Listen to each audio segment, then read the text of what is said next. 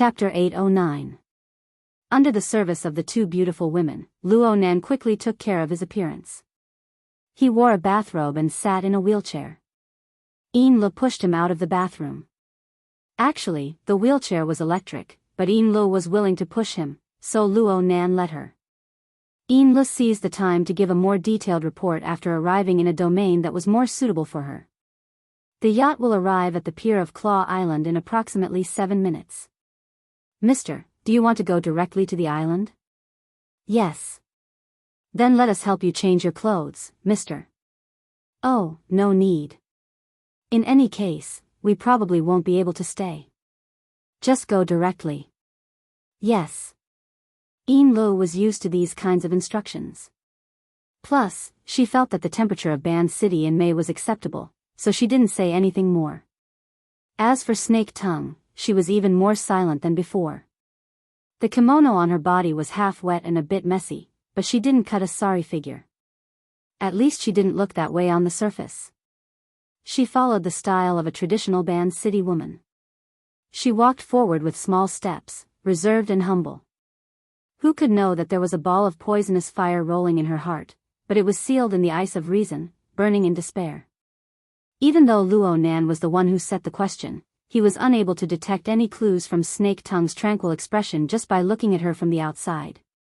In an extremely short amount of time, Snake Tongue had already grasped the basics of losing control of her emotions.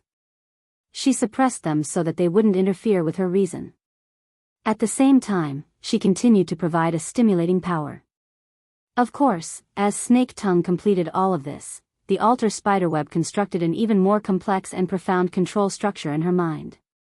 Not only did Luo Nan's control over her not weaken, it actually increased.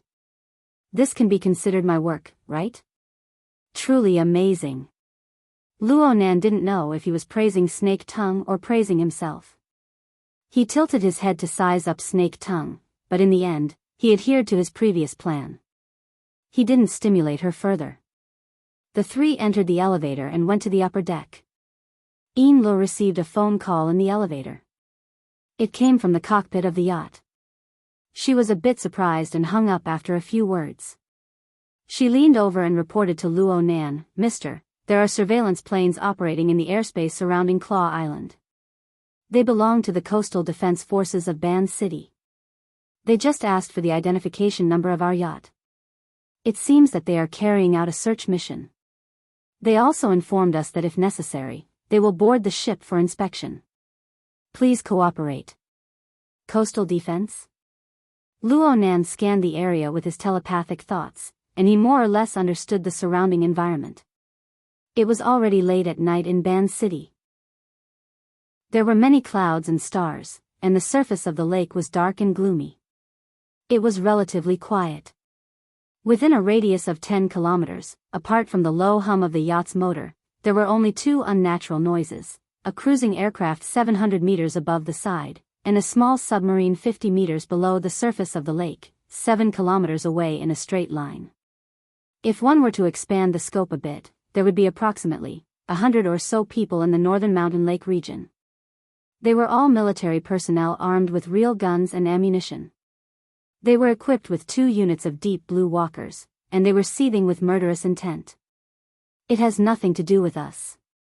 Luo Nan didn't discover any experts among the military personnel. He didn't discover any targeted hostility. Finding trouble with him with this kind of equipment was simply a joke. It would be too exaggerated to say that this was a probe. Yin Lu thought so too. Maybe they're searching for fugitives.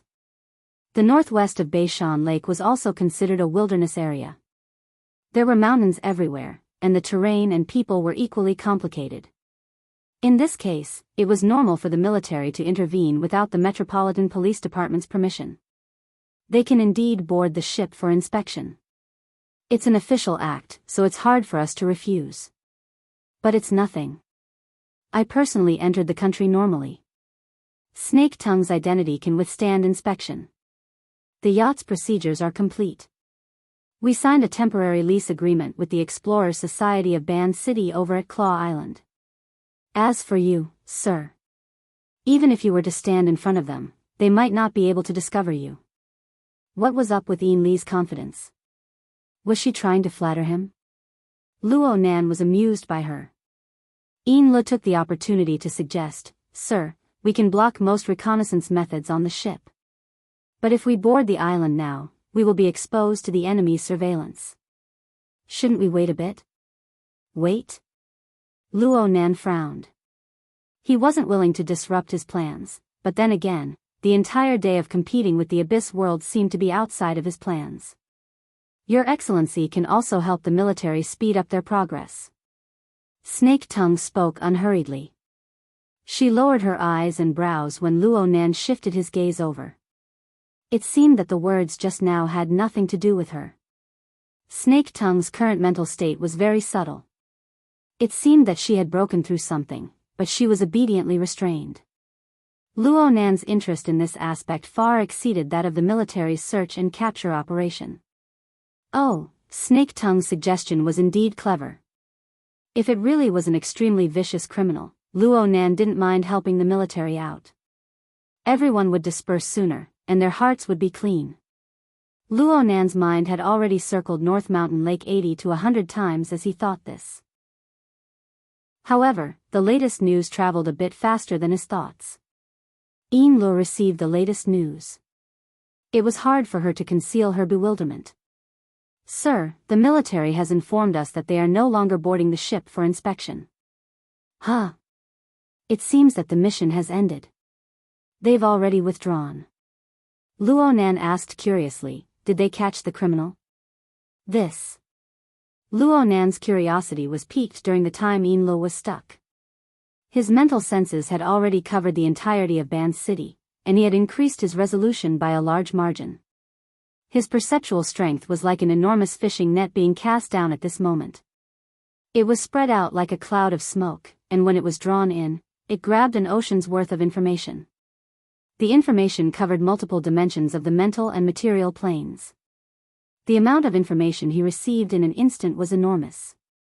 But compared to the trillions of fragments in the mist labyrinth, the flow of information originating from the real world and the rules of society was simply smooth and orderly. He swallowed it in a single gulp, and it was digested in the blink of an eye. Cough, this was an exaggerated description. Luo Nan wasn't stupid enough to search and analyze item by item. He just grabbed a high-resolution comparison photo of the beginning of the term and the end of the term. After a slight comparison, there was a clear difference between chaos and order. 10 seconds ago, a fire, 2 to 3 violent crimes, 5 car accidents, over 100 quarrels, nearly 1,000 noises, and several tens of thousands of drunkards had occurred in the surroundings of Ban City. There were no abnormalities in all of this. The residual energy that caused injuries and death was scattered all over the coast. There was a location on the northern shore of North Mountain Lake, and a dozen locations deep in the mountains. Among them, there were 3 locations that involved military weaponry. There were 2 locations on the coast, and there was one on the northern shore. This was probably the result of the military's efforts. Luo Nan didn't possess the ability to rewind time, but he was able to perform positioning and analysis from the vibrations of the particles in the atmosphere and the eruption of emotions in the sea of consciousness. The amount of information involved in such a method was quite astonishing. But Luo Nan wanted to say that any information that could be organized and explained wasn't a problem at all. Luo Nan's interest was piqued, and he thoroughly understood the situation. Ian Le wasn't idle either. She made a few phone calls and obtained an answer. She hesitated for a moment before moving closer to Luo Nan. "Mister, I've obtained information from another channel. The military's operation is public. It said that they were hunting down an important figure of an illegal order. The operation has already ended. There's an illegal order in Ban City?" Luo Nan couldn't help but chuckle twice. He spoke of the results of his observations in passing. 2 are dead, and 1 is captured. Ian Le did her best to maintain a matter-of-fact attitude. She didn't want to be so useless. But after digging out the follow-up information, she really didn't feel good in her heart. According to the military's report, that illegal order is the Soul Order. Soul Order? Luo Nan felt that the name sounded familiar, but he didn't react in time. It wasn't until he sensed Ian Lee's awkward mood that he suddenly realized something. The Soul Order. The one that killed Black Wolf. Yes. Ian Lee couldn't say anything more. This was because she was one of the cold spectators when Black Wolf was killed. Luo Nan never had any formal contact with the Soul Order, but they had bad intentions towards him. Last year, not long after Luo Nan rose to prominence due to the cage theory, this order secretly executed a scheme. They used the doctrine of the immortal soul to send out a character called Fantasy Fire to lure and kill Black Wolf, a member of the Xia City branch's operations team. Fantasy Fire used a bizarre possession technique to occupy Black Wolf's body. They attempted to break into Luo Nan's circle of friends and conspire against him. Their methods were extremely covert. The Xia City branch, including Luo Nan, were all kept in the dark. However, perhaps there was a need for cooperation, but Fantasy Fire's luring and possession operation against Black Wolf turned into a business demonstration. The middleman was the LCRF's Xia City manager, Sun Jai. The client was the Blood Flame Order. Ian Lee was the one present at the time. It wasn't a big deal at first, but everyone present at the time, including Ian Lee herself, never expected that she, Mrs. Halder, and even the entire Blood Flame Order would completely lean towards Luo Nan in a few short days. In this way, the secret became a joke. The incident came inexplicably and left abruptly. Fantasy Fire, who had taken over Black Wolf's body, was personally captured by Ouyang Chen. However, Fantasy Fire's soul was in a special state. His soul was completely extinguished the moment he was stimulated intensely. He didn't leave any clues behind. Sun Jai was controlled by the Xia City branch. She confessed to this matter without reservation, but she didn't reveal any valuable information to the Soul Order.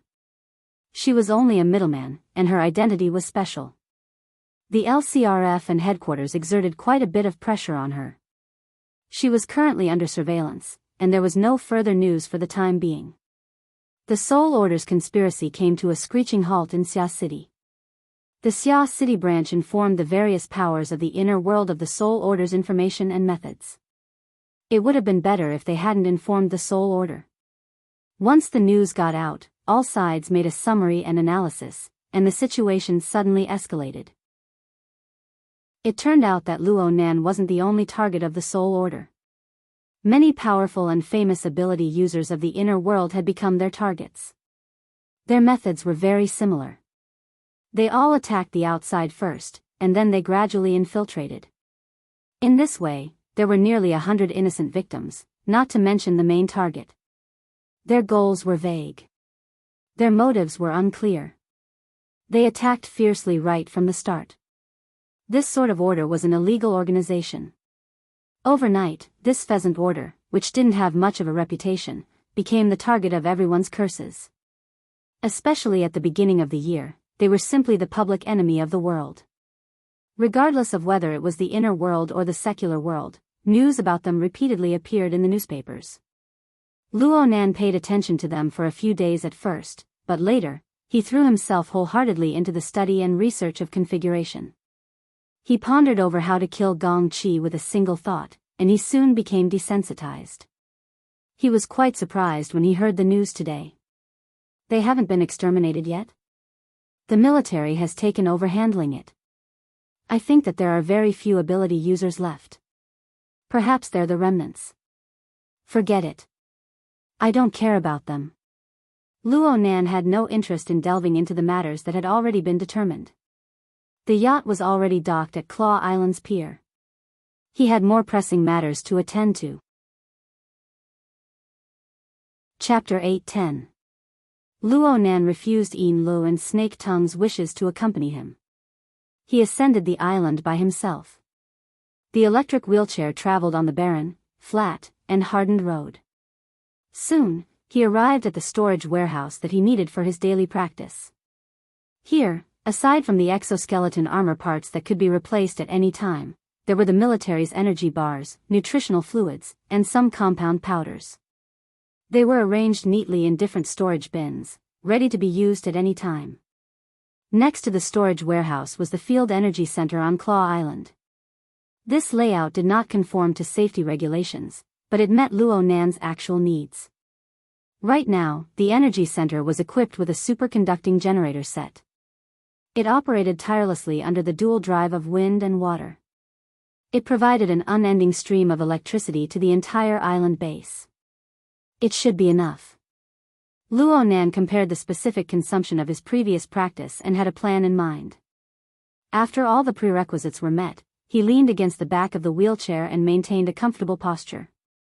He closed his eyes and cast his telepathic thoughts behind the layers of void barriers. The misty world, the misty maze, the tree-hole space. Luo Nan's telepathic thoughts flowed unimpeded. He smoothly made contact with the information of the external neuron floating above the lens. The feedback information made Luo Nan spit out a turbid breath.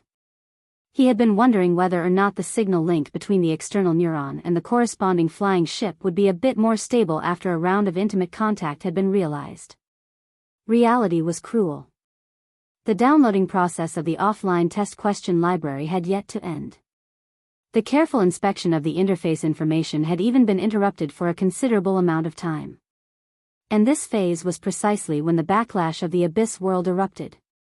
It was very clear that the outer space flying ship and the Abyss world were not the same thing, even though they were close. The fluctuations of the Abyss world formed a clear interference with the signal transmission of the flying ship. From this perspective, Luo Nan's previous torment did not make up for his losses. He just gained an additional analytical train of thought in name, and it was the type of logic that was fragmented. Also, when Luo Nan recalled the scene of the flying ship in his half-dream and half-awake state, he could not help but be a bit worried. It seemed that the artificially created object was about to reach its limit, and it had been suspended in the zone of limits for a long time. How long could it persist? He was unable to guess. He could only think like this: if it stayed there for a dozen years, a few decades, then it shouldn't be hard to persist for a period of time. Right? Luo Nan was destined to be unable to obtain an answer. He could only sigh and use his telepathic thoughts to turn the external neuron into a wisp of electricity. It penetrated the void barrier and returned to his brain. With the additional layers of space barriers, the signal link was disgracefully cut off. The download progress was interrupted, and it seemed to be rewound. Luo Nan had no choice.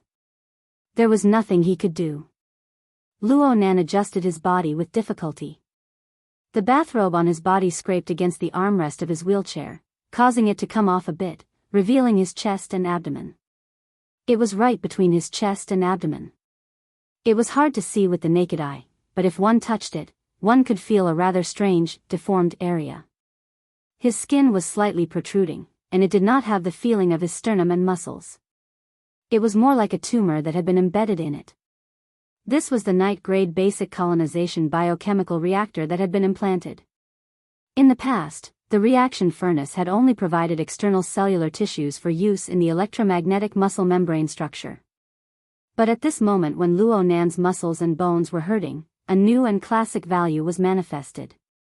There was a light explosion. The simple electric discharge device installed at the corner of the warehouse blossomed with dazzling blue electric flames. It was as if it pierced through the air and went straight for Luo Nan. In fact, the external neuron had come into play at the right time. It became the most stable and efficient power transmission line. An unending stream of electricity was transmitted over. The electricity was transformed by an electromagnetic configuration to drive the operation of the biochemical reactor.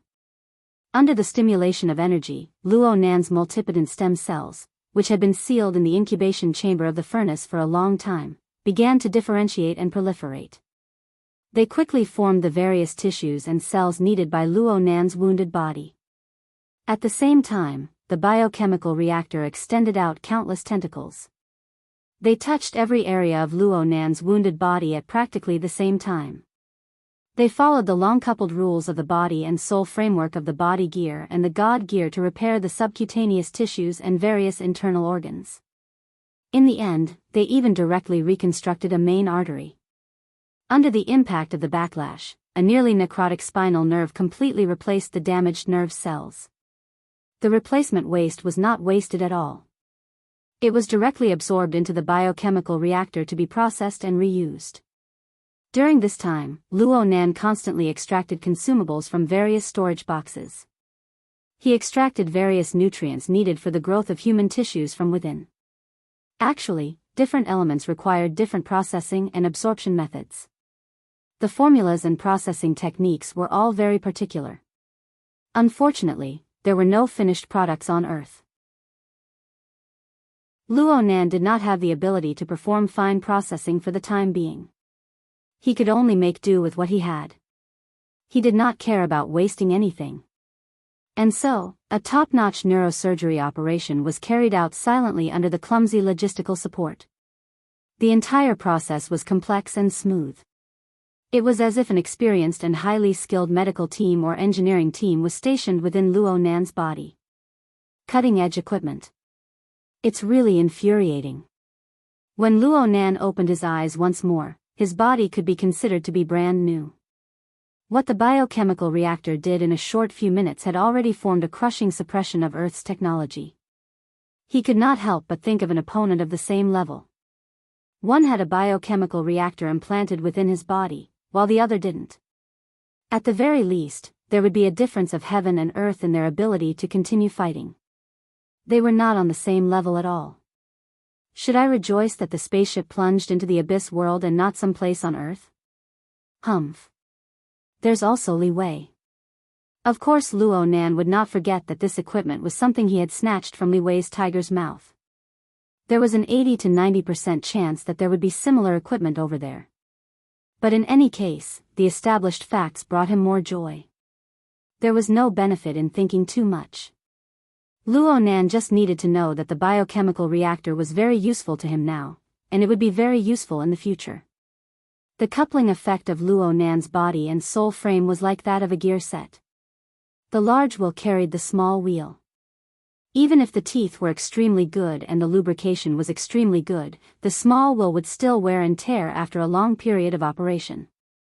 Needless to say, the difference in specifications between the two wheels was far too great.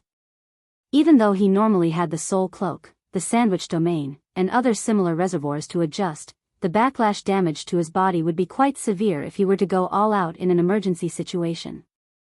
Now that he had the biochemical reactor, some of his internal injuries could be repaired in a timely manner. It would not accumulate over a long period of time and lead to unpredictable consequences. Luo Nan thought deeper. The body and soul frame he had constructed several months ago based on the concept of coupling still had areas that needed to be perfected. There was still room for adjustments. The dichotomy between the body and the spirit was too crude. Magnified to a broader system, the effect between the two was not as simple as the mutual interference between matter and consciousness. Instead, one had to consider the harmonious relationship between order and disorder, rules and chaos, controllable and uncontrollable. TSK, he had naturally entered into the frame of the abyss world. Luo Nan did not want to court death, so he stretched his back on the wheelchair. He was not in a hurry to get up. After all, the tissues of his body had just grown, especially the nerve cells that included his spinal nerve. He needed to continue working together. Right now, there were still some problems with his coordination. It was always better to be conservative and cautious. He used the wheelchair as a means of transportation. He patted the armrest, and a miniature motor silently drove him out of the warehouse. But he only advanced 2 or 3 meters before he lost all power. He could not respond. Oh my. My brain is screwed. Luo Nan had only cared about recovering from the injuries on his body. He had forgotten about the powerful electromagnetic field controlled by the electromagnetic configuration. It was directly harmful to electronic products. The precise spare parts in the warehouse were all protected by sealed anti-magnetic cases. He could ignore them. The electric wheelchair beneath his buttocks was in big trouble. The battery, wiring, and chip were a complete mess. Even if Luo Nan was a professional and had the external neuron in his hands, he would not be able to save it in a short time. In the end, it still needed to be driven by human power. Luo Nan curled his lips. He used the strength of his soul to add power to the wheelchair. The wheelchair under him started up once more, and he smoothly exited the warehouse, heading toward the dock. The wheelchair stopped once more after advancing 20 to 30 meters. This time, it was not a problem of power. Luo Nan stopped in the spacious and barren open space. He frowned. Old Kong breathed in small mouthfuls. His lips were trembling due to the excessive pressure. He choked on the rust-smelling blood and engine oil, blocking his throat and causing him to suffocate. Fortunately, the life support system switched over in time, entering a low energy consumption state. His vision dimmed, and all the images switched to display data. Only the secret passageway under Claw Island was clear. He did not exert any force with his body. The fish skin wrapped around his body relied on its special structure to borrow the power of the water flow to gradually approach the target point. His consciousness grew more and more fuzzy. He was trapped in a rusty shell, and the driving force he should have lost rapidly. Without the amplification of the shelter, it was too strenuous for him to move the fish skin outside by relying on his own strength. But if he did not strictly follow the emergency handling regulations and reset his soul frequency band at regular intervals, he would have been a step ahead in escaping from the shelter. Perhaps he would have been caught in one fell swoop like the others. The enemy was breaking the soul frequency band faster and faster. The old-fashioned shelter had already become the root of disaster. It was completely exposed under the enemy's eyes.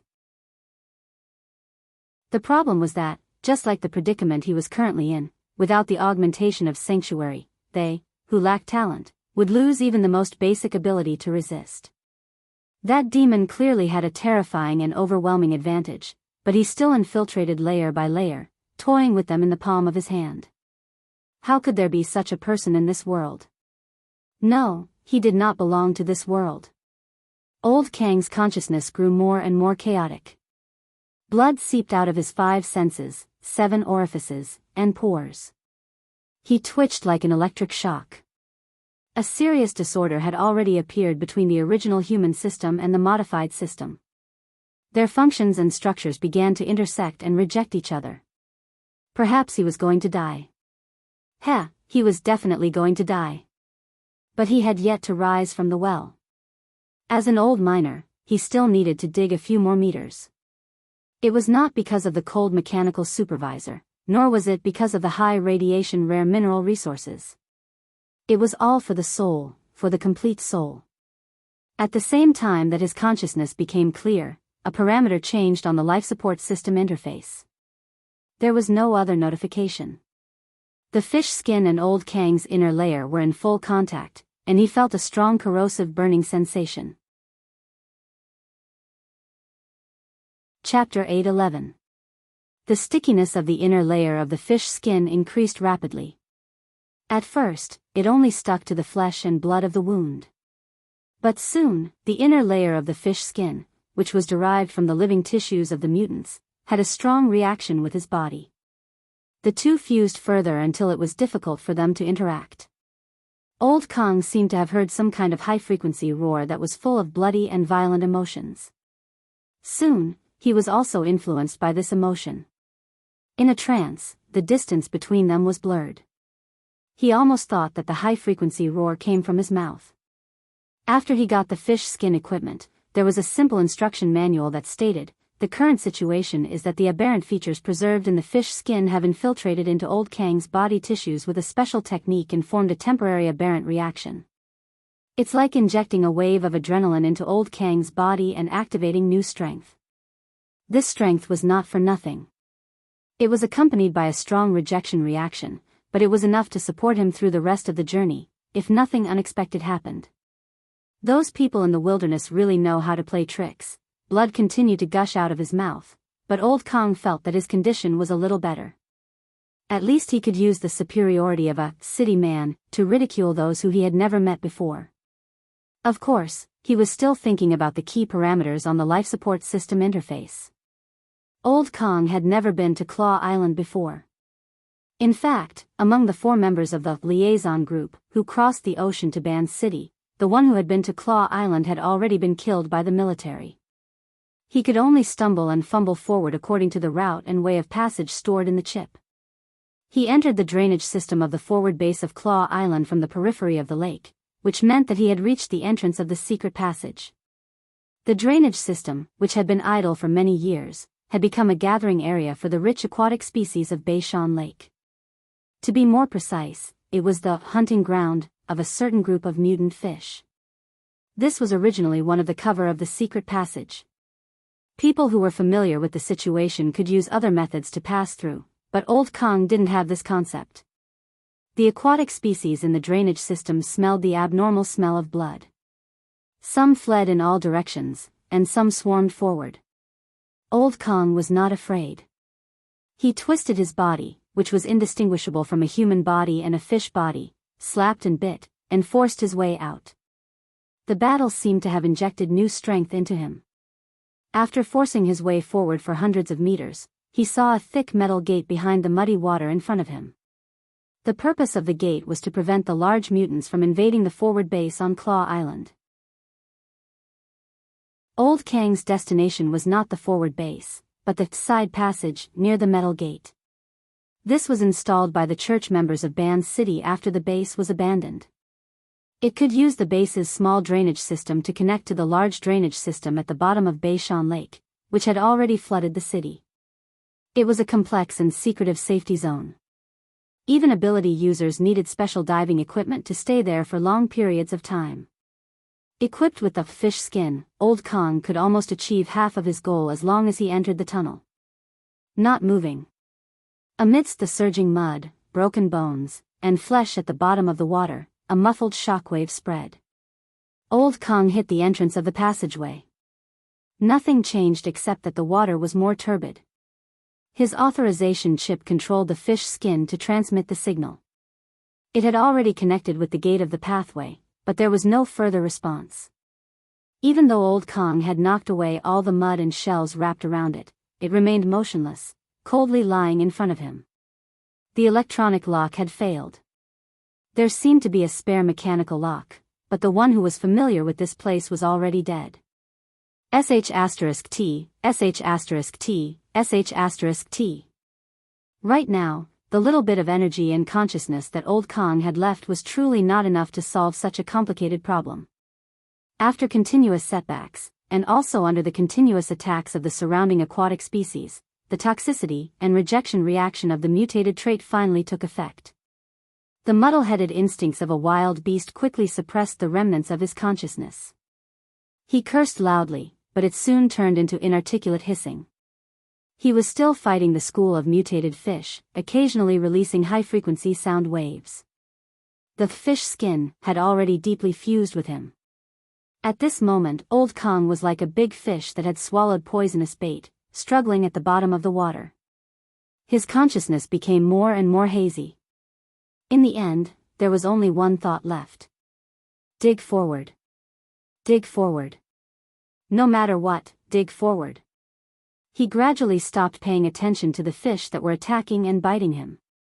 Again and again, he hit the entrance of the tunnel and the metal gate. In the muddy water, he kicked up mud after mud. He did not know fatigue or pain. He just wanted to dig through the obstacles in front of him. After an unknown number of collisions, he exerted force once more, but the front was suddenly empty. Not only that, but the tunnel opened underwater and sucked him in. It sucked him into the water and flung him behind the metal gate. He passed. His hazy consciousness suddenly shook, but he was a bit dazed. He seemed to hear a sigh that resembled a human's. Was it a misconception? He quickly tossed it to the back of his mind. Even though he was a bit more clear-headed, he still let his habitual pure emotions take over. Dig, dig. His life as a miner wasn't an experience worth reminiscing about, but he was able to survive. This was an achievement worth being proud of. He had to survive before completing the mission. Just like this, Old Kong entered the deeper layers of the waterway. He entered the ink-stained pitch-black domain. How dazzling, said Luo Nan, who had just returned to the dock. Mister? Yin Le turned her head. She couldn't see any dazzling light source in the pitch-black night. Even the lights on the yacht were quite reserved. Of course, Luo Nan had always been like this. God knows what sort of wonderful scenery he saw that ordinary people couldn't imagine. Luo Nan didn't explain, nor did he get on the boat.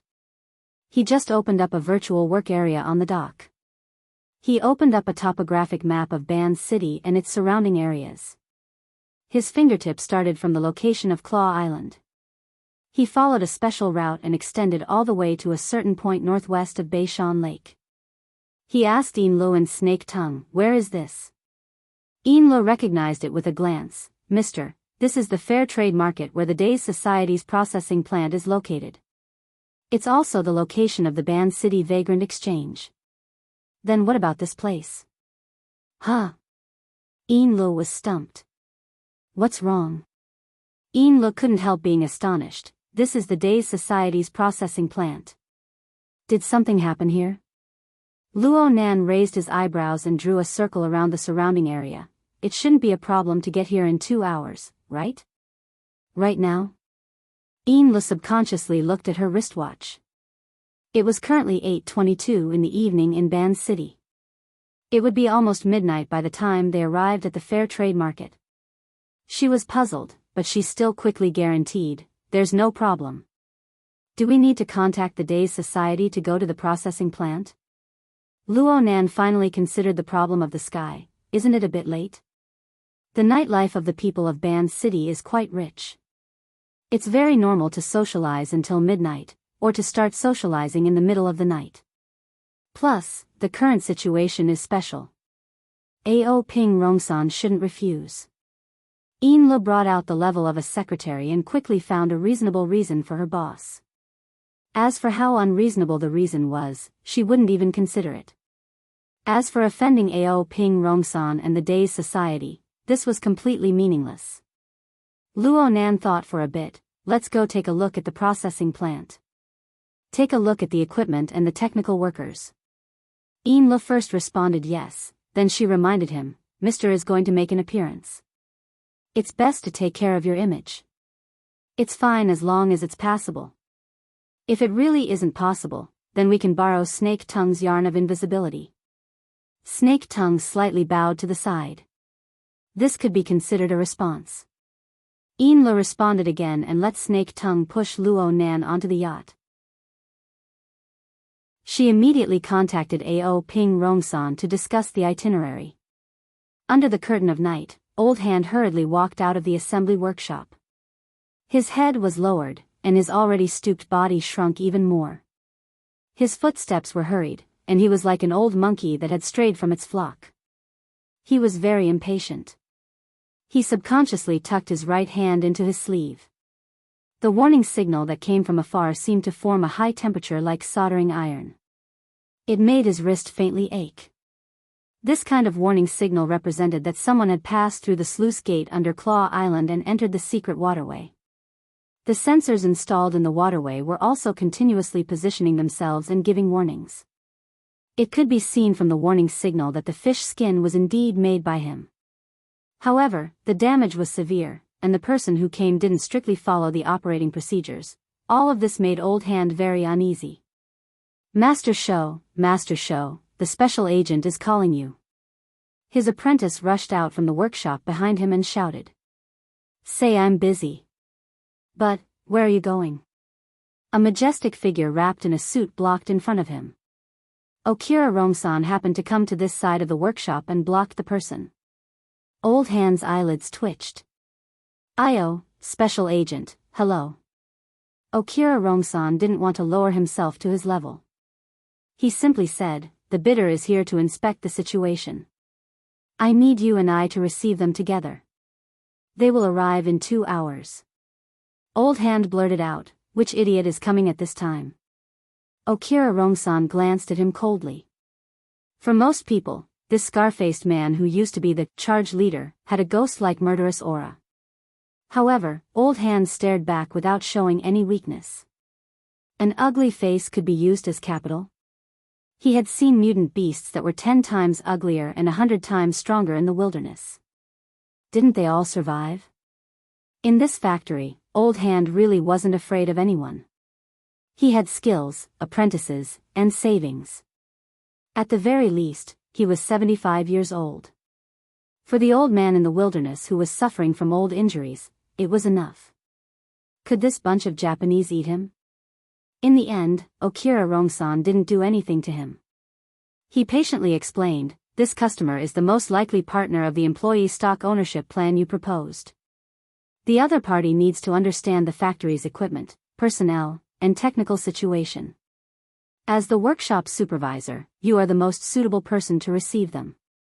Holding shares was to let a group of old brothers and little kids have a foundation to settle down.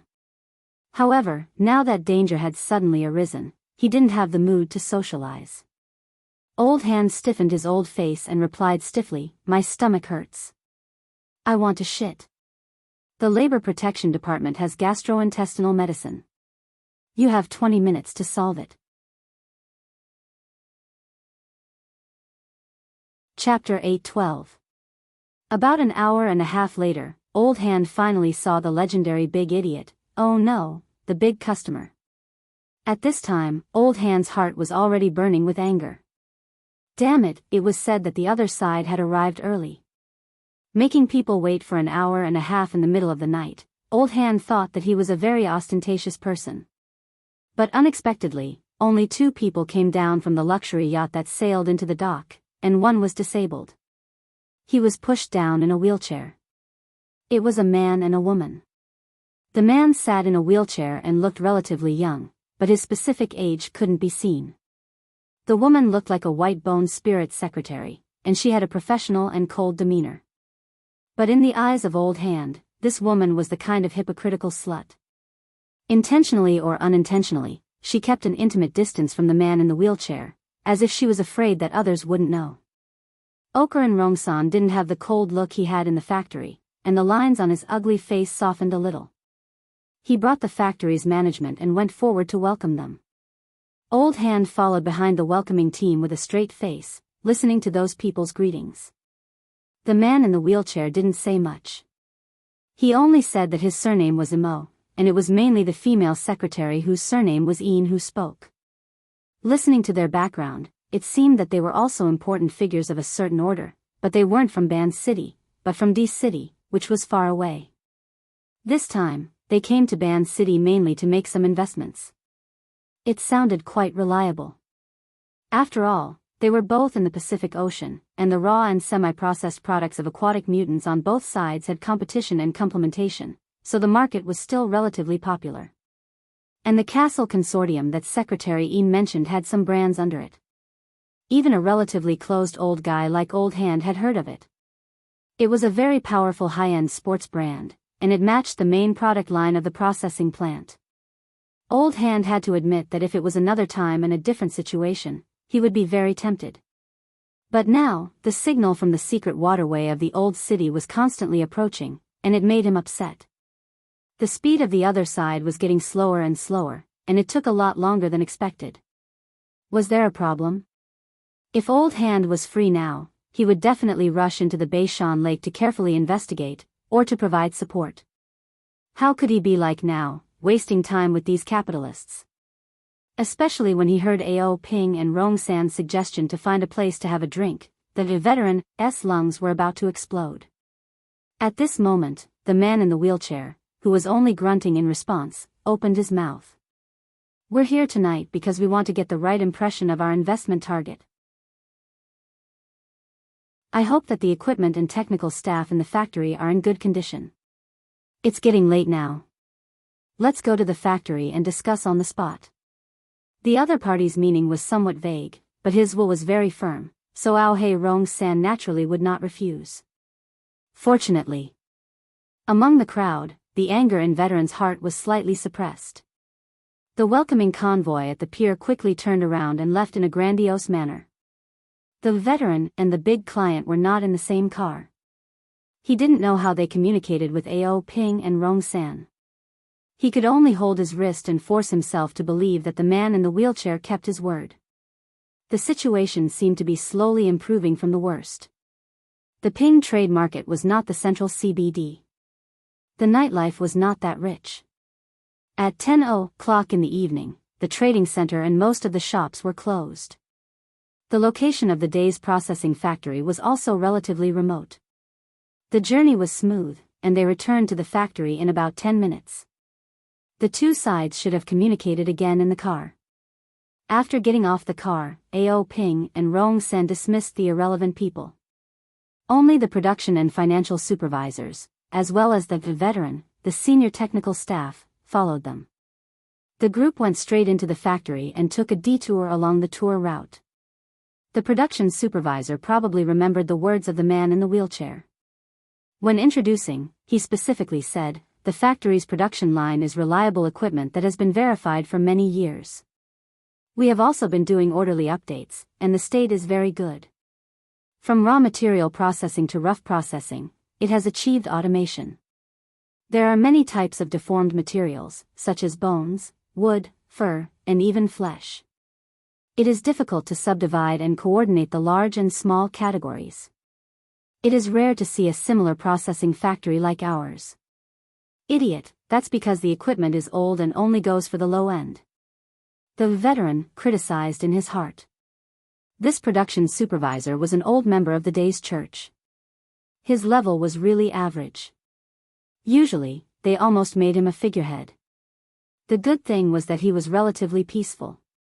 As long as there were no accidents on the production line, there would be profits every year, and he was willing to be a peace officer. But now he was timid, and it made people feel ashamed. The man in the wheelchair obviously did not care about the production supervisor's promotion. He leaned back in his chair and did not look at the tour window. "I want to understand the practical ability of the workers. In this field, the human factor is more important than the equipment most of the time. The practical level of the workers, we are also very good." The production supervisor was already timid. As he spoke, he stepped back and winked at the veteran at the same time. The latter pretended not to see it. Compared to the production supervisor who was eager to complete the business, Ao Ping and Rong San were much calmer. According to the requirements of President Song Ping, the processing factory was not the only business to be dealt with during this period of time. He also had to consider the joint employee acquisition plan of Jiang Zhuang and others. The relationship was complicated, and it could not be rushed. But because of the employee stock ownership problem, in order to make the future arrangements appear more natural, he hoped that the key figure, the veteran, could show his face in front of the investors and leave an impression. Therefore, he also signaled to the veteran to let this awkward old guy take the lead. The veteran was determined tonight, and he still pretended to be deaf and dumb. Ao Ping and Rong Sen frowned. At this time, Secretary Yin projected a virtual workspace, and a series of data charts appeared on it. She casually scrolled a few times and said, "From the current situation, you have been carrying out customization business, but the performance is not outstanding. With all due respect, in the vagrant exchange and the inner world, this is a very important standard. There is a big difference whether there is unique technology or a well-known craftsman in the industry. Technology and talent need to be more detailed." Ao Ping and Rong Sen finally said, "Mr. Mo, please visit the assembly workshop. That place uses the most manpower, and it is a relatively core link." The man in the wheelchair asked casually, "Is there a project in progress?" This time, it was Ao Ping and Rong San's turn to be silent. He turned his head and looked at the veteran. The veteran's eyelids twitched, and in the end, he gave in and replied with a hoarse voice, "It's just those routine orders, underwater thrusters, deep diving equipment, and so on, deep diving equipment." The man in the wheelchair said a few words and agreed to Ao Ping and Rong San's suggestion. They spent 5 minutes to go to the assembly workshop. Just as Ao Ping and Rong San said, the number of workers in the assembly workshop seemed to be more than the previous workshops combined. Because of the large number of people, even though everyone was in work clothes, and very few people talked back and forth, there was still an atmosphere that was completely different from the cold machine production line, which could be felt through the visitation window. The veteran liked this kind of atmosphere the most. It made him feel like he was back in the wilderness, in a dilapidated cave, assembling those crude but life-saving equipment with his old buddies. The group of guys in the workshop, in groups of 3 to 5, whispering numbers, and coordinating the rhythm, was undoubtedly taught by him. It was old-fashioned and rough, but it was powerful. The veteran unconsciously raised his chest, like a lion patrolling its territory, arrogant. At this time, Secretary Ian flipped through the information and said, "The ratio of the workers employed by the factory is quite high. Hey, city people." The corner of the veteran's mouth twitched. He had seen this kind of people many times, and now he was too lazy to be angry. On the other hand, Ao Ping and Rong San calmly replied, "Here, they are the main force. That's right, after all, this is the world's largest colony of modified people, and it is also a semi-public experimental base for infected people with mutations. We don't discriminate against this, and investing in the fair trade market can't avoid this kind of thing, but the related labor protection measures must be seriously considered. This is also for the benefit of the workers. A bunch of black-hearted capitalists." The veteran hated this kind of hypocritical tone the most, and simply walked away. At this time, his ears were filled with other voices. "This is the deep-diving equipment that Master Shou mentioned?" It seemed that the man in the wheelchair's curiosity continued until now. When they talked alone, he was quite polite, like a junior, and his attitude was very low. The corner of the veteran's mouth twitched, and it was considered a smile. The man in the wheelchair straightened his back, and his gaze passed through the visitation window to watch the workers operate. The deep diving equipment was a kind of mid-range diving equipment that used various mass-produced parts such as steel, plastic, fabric, and other materials, but they were all in a supporting role. The key was to use the special materials from the aquatic mutants as the axle and to do a good job. The parts were all assembly line products, but the main materials had to take into account the special nature of the material to achieve balance. Every set had a slight difference, so it could only be done manually. The veteran could see that the man in the wheelchair was very serious and methodical in his observation. He stared at a group of people, from the beginning to the end, to understand the assembly process, and then based on the main materials, found the group with the most similar nature, and stared at the whole process. This went on for 7 or 8 minutes before the man in the wheelchair opened his mouth again and sighed. "Very unique design. The combination of practicality and refinement is very good." "Is this the wilderness style?"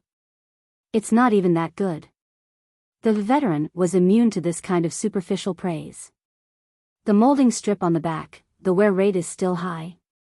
"Oh, an expert." Just based on the man in the wheelchair's grasp of the nature of the main materials, the veteran knew that this person had a very good eye. But he didn't expect that he also had a way in design. It's inevitable when it comes to force movements. But it also depends on how it is used. It's definitely not a problem to slowly adjust and run in, but young people these days are impatient. Yes, it needs to be done in advance. But in the front, we can do some special refinement and nurture work. The formula technology related to the separation of special characteristics may still have room for improvement. Can you understand it? The veteran's face became solemn, and he thought for a moment before saying, "The formula and craftsmanship are our livelihood. But if we allow technology to invest, everything can be discussed." As soon as the words came out, the veteran wanted to slap himself. So many problems. The man in the wheelchair didn't express his opinion. "I roughly understand. Let's stop here for tonight." Chapter 8:13. That was it? The man in the wheelchair was surprisingly easy to talk to. The task of receiving guests tonight was much easier than he had imagined, which made Old Hand a little uncomfortable. The man in the wheelchair, who was obviously an expert, also left a very deep impression on him. He came and went as he pleased, didn't talk much, and only cared about technical issues. And that pair of eyes.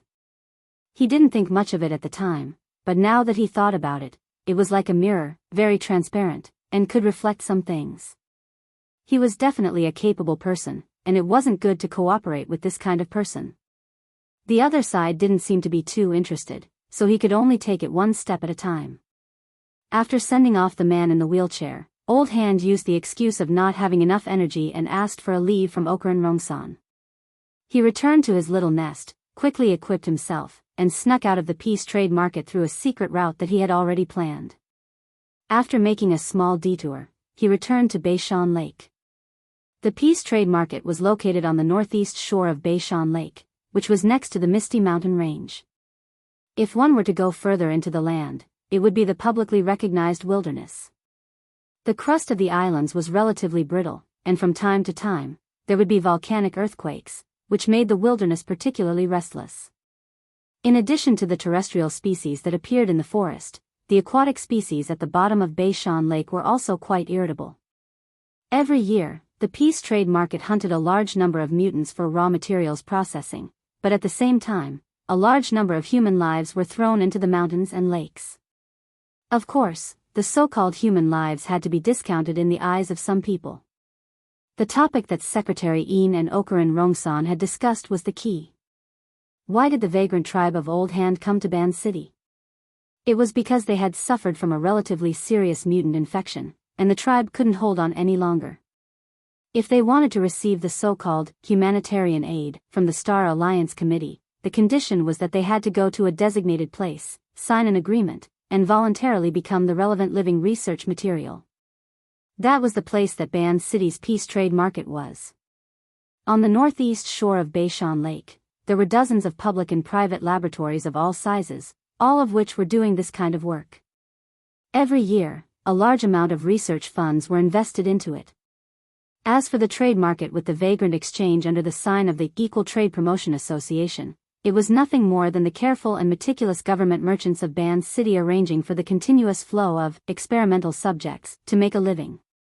He could also earn a small sum of money at the same time, so why not? For example, the Great Zay cult could exchange the experimental resources in their hands and send them to their own factories to work. That would be another wave of income. Back when old Luo was struggling in the wilderness, how could he have received such treatment? He was willing to risk his life with everyone to form a friendship, but look at what happened to him. Therefore, it could be said that the veteran had long seen through it. Perhaps it was because he was old and couldn't stand the torment anymore. Tonight, the veteran had a lot of emotions. All kinds of distracting thoughts only gradually settled down after he dived to the bottom of North Mountain Lake. The signal was still there, but it hadn't moved for a while. The place it stopped at was a supply point in the old city's waterway at the bottom of the lake. The water depth was more than 180 meters. If a normal person did not have special equipment, it would be impossible for them to dive there, let alone stay there for a long time. Veteran looked at his own situation and estimated that even if he was fully armed, he could only stay there for about half an hour at most with the power of his equipment. If the person who came over was still alive, he would have been struggling in the deep water for nearly 2 hours. For such a situation to happen, he was either a strong person with extraordinary physique, or, the fish skin I hid at the supply point in the open sea is a scam. The veteran had already prepared for the worst. He went out from a sewage outlet on the shore of North Mountain Lake and dived step by step. When he reached a depth of 60 meters, he activated the underwater thruster and entered the city's waterway at the bottom of the lake. For safety reasons, the annual maintenance of the waterway was personally led by the veteran, so he couldn't be more familiar with it. It only took him about 15 minutes to reach the vicinity of the supply point. There was still a considerable distance before a muffled vibration came from the dark and lightless water. It was intermittent, and in the relatively quiet deep water, it seemed too intense. Of course, there were also mutants in this water area. With such a sound, they had most likely been disturbed. The veteran circled around for a while, but in the end, he gritted his teeth. He held the underwater thruster in one hand and took out the high-pressure gun that was specially used for deep-water combat in the other. His speed didn't decrease, but instead increased as he rushed toward the area where the sound was the most intense. By the time he arrived, the situation had already calmed down. The sound coming from this area was muffled, and it was mixed with some fragmented noises. The underwater camera that the veteran was wearing collected weak light, temperature difference, sound waves, and other information in the deep water area. It combined all of these to form a blurry circle of images. This was a concrete building in the old city. It used to be about 7 or 8 stories tall. They could last longer than those steel high-rise buildings. Even after being submerged underwater for 40 years, the external outline still maintained its basic appearance. However, compared to the last time he came here, the middle area of this building had a wall that had fallen off, forming a water vortex that shuttled in and out. When the veteran approached, it gradually calmed down. The speed at which the veteran approached was even slower, allowing the underwater camera to adapt to the subtle changes in the environment. By the time he quietly passed through the gap in the building, he had a relatively clear grasp of the internal environment. A fierce battle had just happened here, and most of the traces had been washed away by the water. However, both sides of the fierce battle were still here. The veteran locked onto the target in the corner. It was a streamlined figure. At first glance, it looked like a large fish that was as long as a person. However, at this time, the skin of this large fish had fallen off in many places, revealing the outline of a human skeleton and some metal-like structures inside. At this time, this half-man, half-fish monster was tightly hugging a giant octopus that was obviously a mutant species. It used both its hands and mouth and fins to tear and gnaw at the octopus continuously. It looked like a beast or a demon. The veteran stared at this scene in a daze, momentarily speechless. When he created the fish skin and placed it in the supply point in the open sea, he had already expected this day to come. Therefore, the instructions were very solemnly written down, the relevant precautions, and indicated the worst consequences. However, he was very clear that when it came to risking his life, these things were nothing. Life, after all, was chosen by oneself. The veteran silently raised the high-pressure gun and aimed it at the figure. If he was already late, the only thing he could do now was to let this person die with some dignity. The other party didn't notice at all, but the veteran hesitated. After all, he still hadn't confirmed the details of the other party's state. Also, although the high-pressure gun was called a gun, its range in deep water was still very limited. He didn't have the confidence to hit it in one shot. After thinking for a moment, he released the underwater thruster and quietly moved forward. Unexpectedly, after advancing a few meters, the person in front of him suddenly turned his head. The bionic fish head that wrapped around the head was already half damaged. In the deep water and high-pressure environment, the exposed face was also highly distorted, and part of it was still stuck to the fish skin. One of the eyes had already exploded, and the flesh and blood were badly mangled. There was still a strip of the mutant octopus's meat hanging from the side of his mouth, making him look as ferocious as a ghost. However, the other party's reaction was unimaginably calm. He just slowly turned around and stayed in place, not reacting to the muzzle that was pointed at him. A glimmer of hope appeared in the veteran's heart. He also stopped, raised the muzzle, and maintained a safe distance. At the same time, he opened his own diving equipment's communication device. He caught the other party's signal and connected. A second later, the communication channel was formed. "Hello, can you hear me? Who are you?" "Ha, ha, ha." What came through the communication channel was only meaningless throaty sounds and panting, and occasionally one or two high-frequency screeches. There was no way to analyze it at all. The veteran's heart sank again. It was very obvious that activating the mutant trait within the fish skin and actively forming a mutant infection in order to obtain short-term power had already wiped out the other party's ability to speak.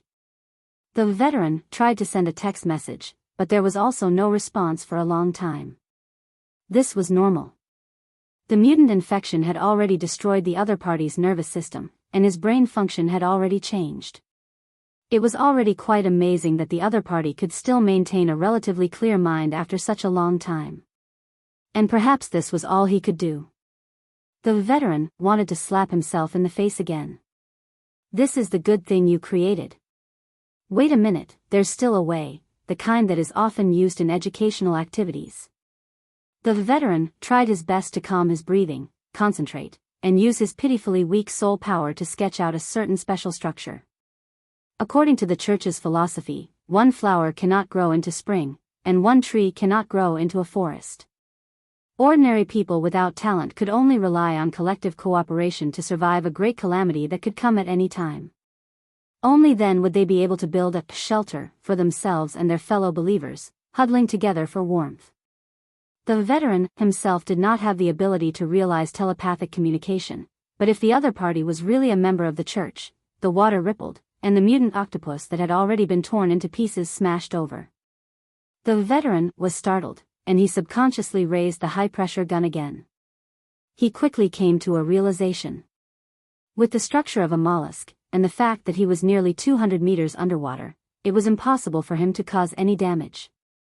Furthermore, apart from this throw, the person on the other side only twisted his body in place, stirring up the water ripples. There was no follow-up attack. Then, you won't let me use it? Ha, ha, ha. Is there danger? Other than panting, there was no other sound, so the veteran knew that he had guessed correctly. But with the current situation, he could not keep guessing. He could not imagine the specifics of the situation at all. What should I do? At this moment, the hideous body in front of him moved, slowly moving forward. The "ha" sound came from the communicator again. He could tell that the other party was trying to make his voice steady, revealing his desire to communicate. Want to get closer to communicate? The veteran was a little hesitant. That's right, he had joined the Soul Order, but he could not be considered a devout believer. He saw it more as a partner who huddled together for warmth, and this was also in line with the teachings of the church. Now, he was asked to risk his life.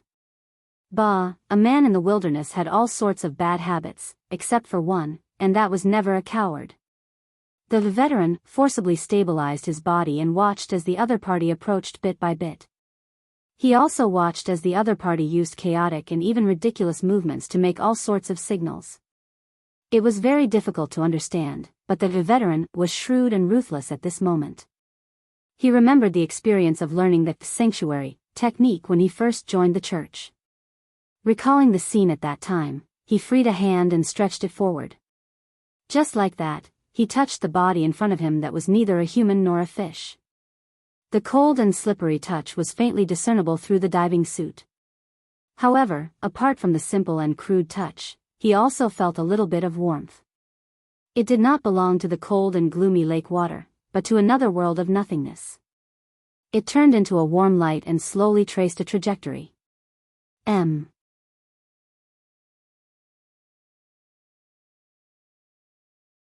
Chapter 8:14. The reason why veteran was called old was that he had reached the age of 80. In today's era, he could barely mix in the ranks of the middle-aged and old, and not completely fall into the circle of the elderly. But in fact, he was still old. Not only did his energy and physical strength decline, but his memory and ability to accept new things had also become worse.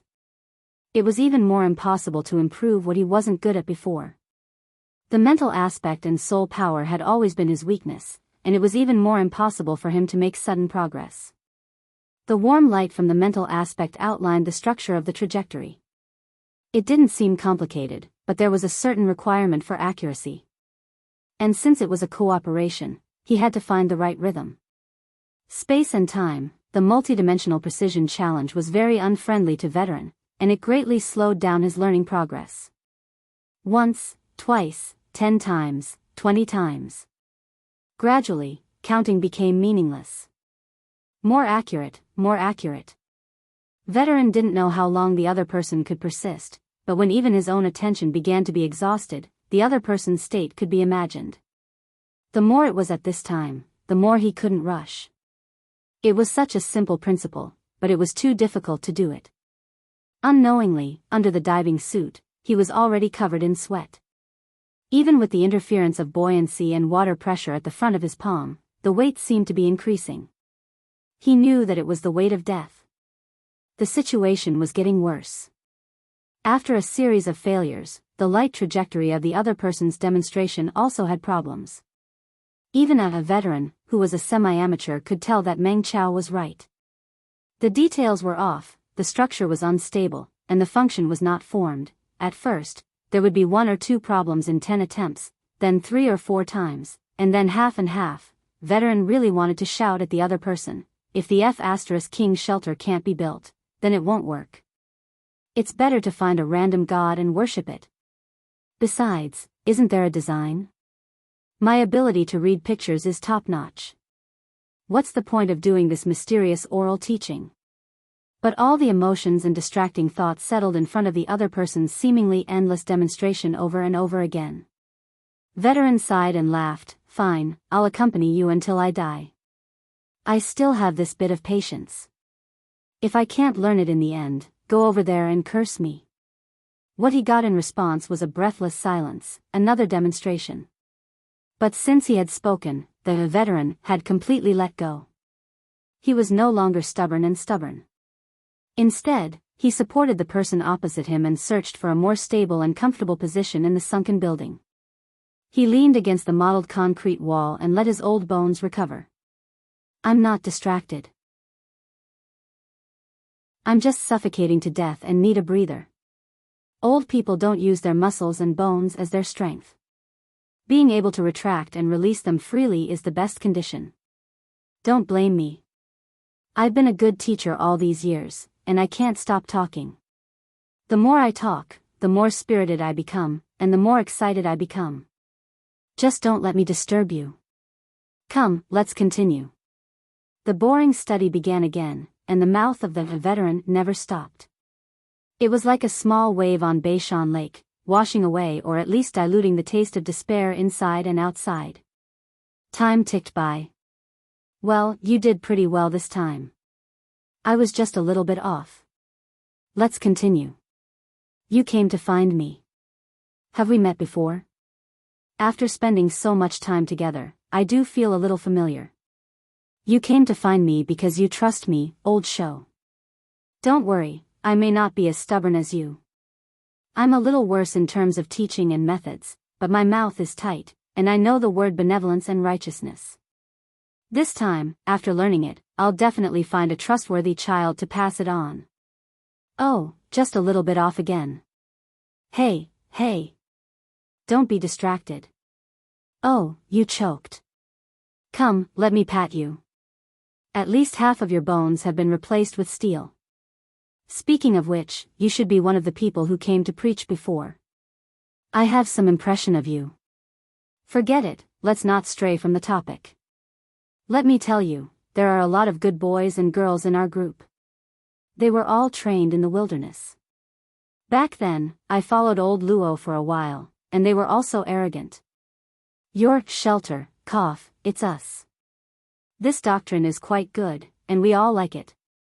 Who can we count on in the wilderness? It's ourselves, and the companions we can trust.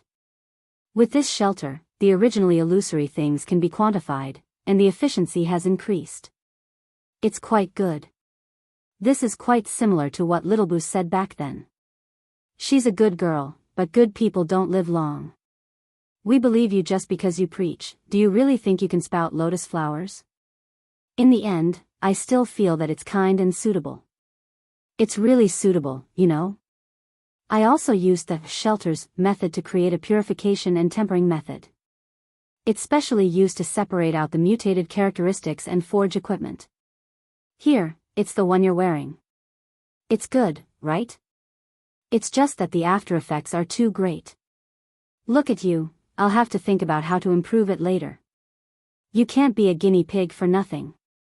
Hee, I don't think I should say that. You must be cursing me in your heart. Scammer. The information traveled through the void, and the veteran instantly became speechless. It was also at this moment that a clicking sound came from the nothingness. It was as if the parts were riveted and the modules were connected. From top to bottom, from inside to outside, everything fit seamlessly. It was as clear and refreshing as before. On the mental plane, a simple and clear structure was erected. It was just a combination of basic parts, but it was surprisingly stable. This still couldn't be called a shelter, but the foundation was already under construction, right? The temporary, teaching space that was drawn out became turbulent. Countless hazy shadows shuttled back and forth. There was also the clanging of metal and stone, and a hoarse roar. It constantly pounded at the heart and brain, burning hot. The veteran wasn't surprised. He already had a similar experience when he first came into contact with it a few years ago. This should be the accumulated emotions of the other side for a long time. It carried a large amount of information. But unfortunately, he didn't have the ability to distinguish them one by one. He could only watch as they popped like bubbles after a dazzling display. In the midst of this, only a curse was rather clear. Lousy tricks of the wilderness. The veteran quickly reacted and retorted, "TSK, city people. It's rare to see someone like you. Hey, what's your name again? You should at least let people know who this old man screwed over. TSK, city people are poor and generous." The darkness was still darkness. The dim light from the equipment couldn't penetrate the darkness.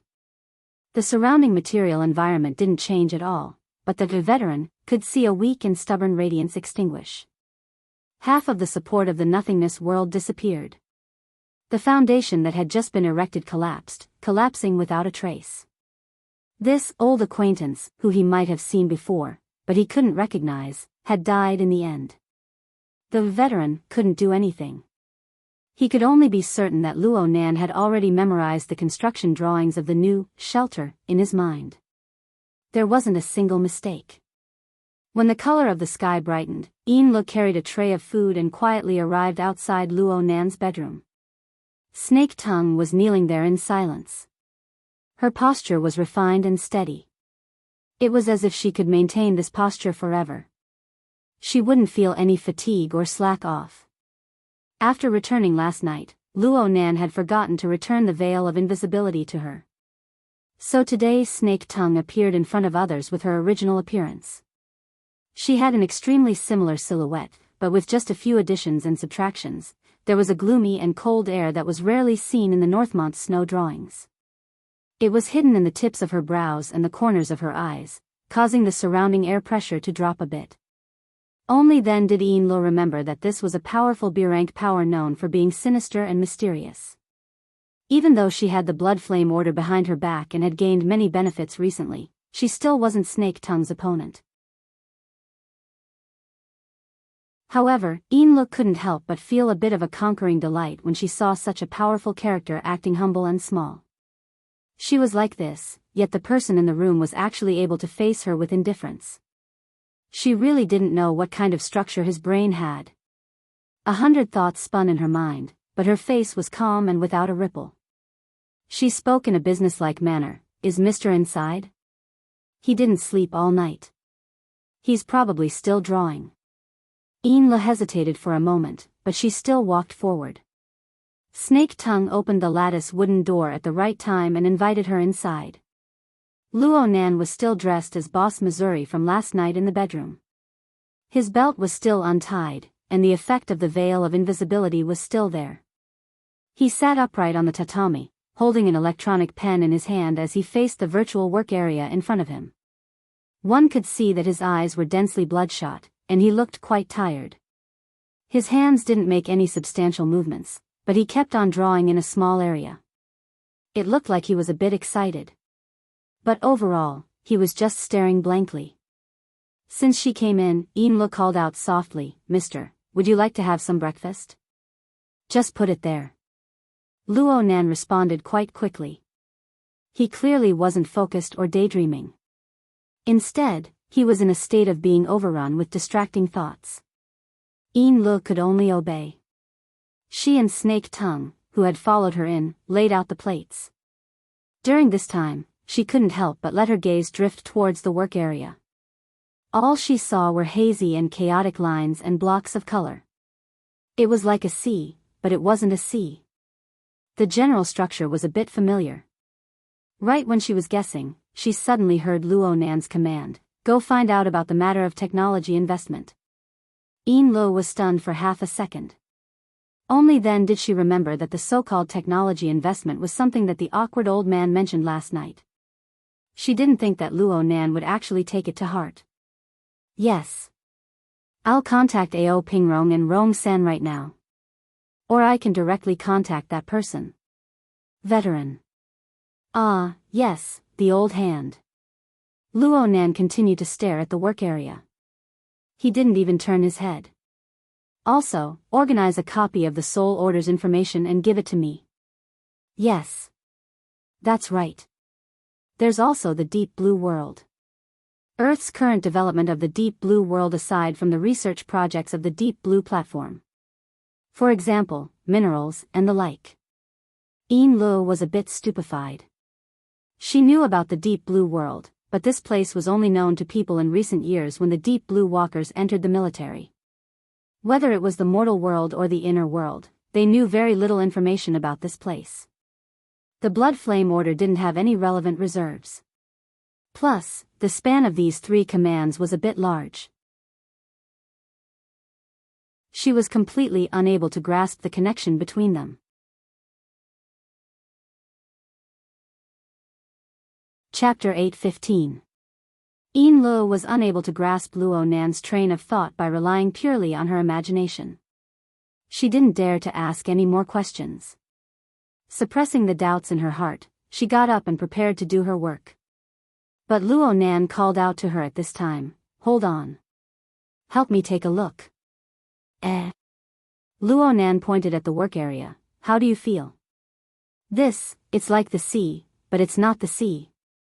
Lu honestly described her previous feeling, including the inexplicable sense of familiarity. Luo Nan nodded. Then he waved his hand, and the chaotic and hard-to-understand scene in the virtual work area before him split into two layers. They peeled off, turning from 1 to 2. So that was how it was. Out of the two paintings, one of them was the source of Li's familiarity. She had seen it many times. It depicted the storm and thunder on the sea, and the intertwining tornadoes. There seemed to be several powerful forces corresponding to them, and one of them had been erased a few days ago. As for the other one, it should be Luo Nan's work from last night. Lu looked over and couldn't help thinking, this should also be a psychic diagram, right? The structure of the drawing was vaguely Luo Nan's style. The reason why it was vaguely was because of the brushwork, especially the grasp of the shadowy shades. There was quite a bit of difference compared to the concise lines of Luo Nan's sketches. At first glance, his new work looked more like an oil painting. It had a prominent texture, and the layers of dark colors formed the main background of the painting. After the previous overlap, Lu naturally felt that the painting was showing the bottom of the sea where the light couldn't be seen. The stacked color ripples were the undercurrent surging in the deep sea, giving off a heavy and gloomy feeling that could drown and destroy everything. Lu soon realized that there was a soft light at the edge of the darkness. The light was so weak that it could easily be mistaken for the projection backlight of the virtual workspace. However, if one were to look carefully, they would know that this was indeed the effect of light and shadow drawn by exquisite brushwork. Part of this beam of soft light scattered in the darkness, and part of it crossed the boundary of the painting. Although it was not completely visible, it still illuminated some things. "What did you see?" Luo Nan's words rang in her ears. Lu didn't have time to think at all. The words in her heart blurted out, "Light, there are still people struggling." Lu saw some blurry silhouettes near the gentle light. They looked like people, but they weren't. They existed at the boundary between light and shadow, as if they were using light to dispel the darkness, but also as if they were rushing to a brighter world that was not shown in the picture.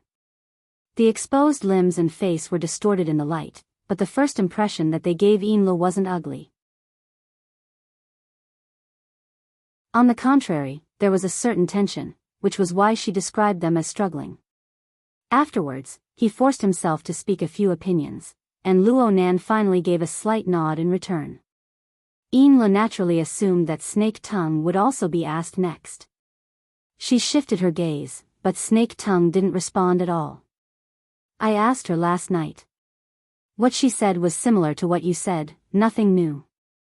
It was a rare negative review, which made Lu feel depressed in her heart. And at this time, Luo Nan brought up a hand-drawn picture. This picture was even more concrete. She could see the back of a woman at the center of the picture. She seemed to be standing on a beach near the sea.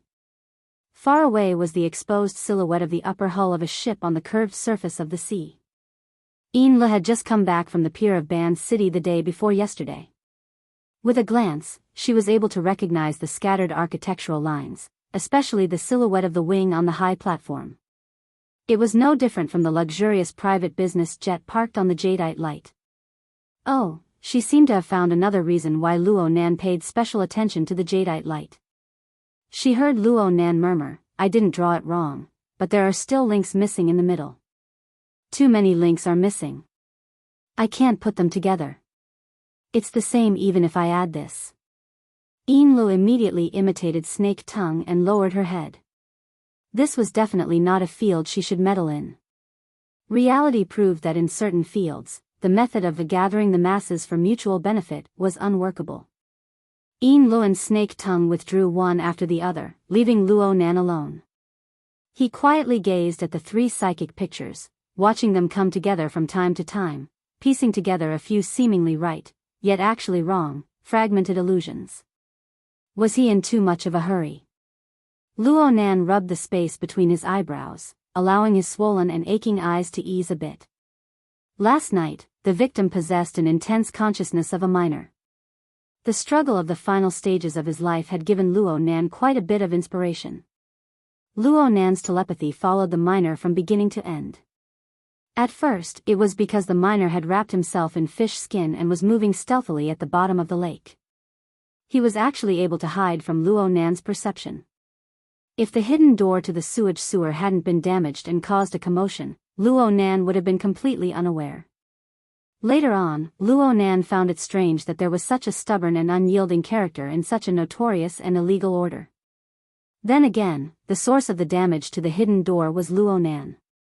It was caused by the powerful electric field that destroyed the surrounding electronic equipment when he borrowed the help of the biological reactor to repair his cellular tissues. Under the effects of curiosity and guilt, Luo Nan gave the minor a hand. He helped him break through the checkpoint and enter the old city sewer. Originally, this matter was more or less settled. But Luo Nan captured the signal waves transmitted by the sensors in the old city sewer. He followed the clues and found the old hand. Things got out of hand from here on. Let's not talk about the emotional level for now. The minor and the old hand exchanged a great deal of information. For example, the shelter. These were things Luo Nan had never come into contact with before. He had never imagined it. Looking at the shelter from a different angle, what was the difference between it and the Ring of Blood fortress that Luo Nan had single-handedly constructed? The Soul Order's missionary operation should have already been underway for a period of time. In other words, similar results already existed in this world before Luo Nan brought out this configuration technology from the virtual brain system.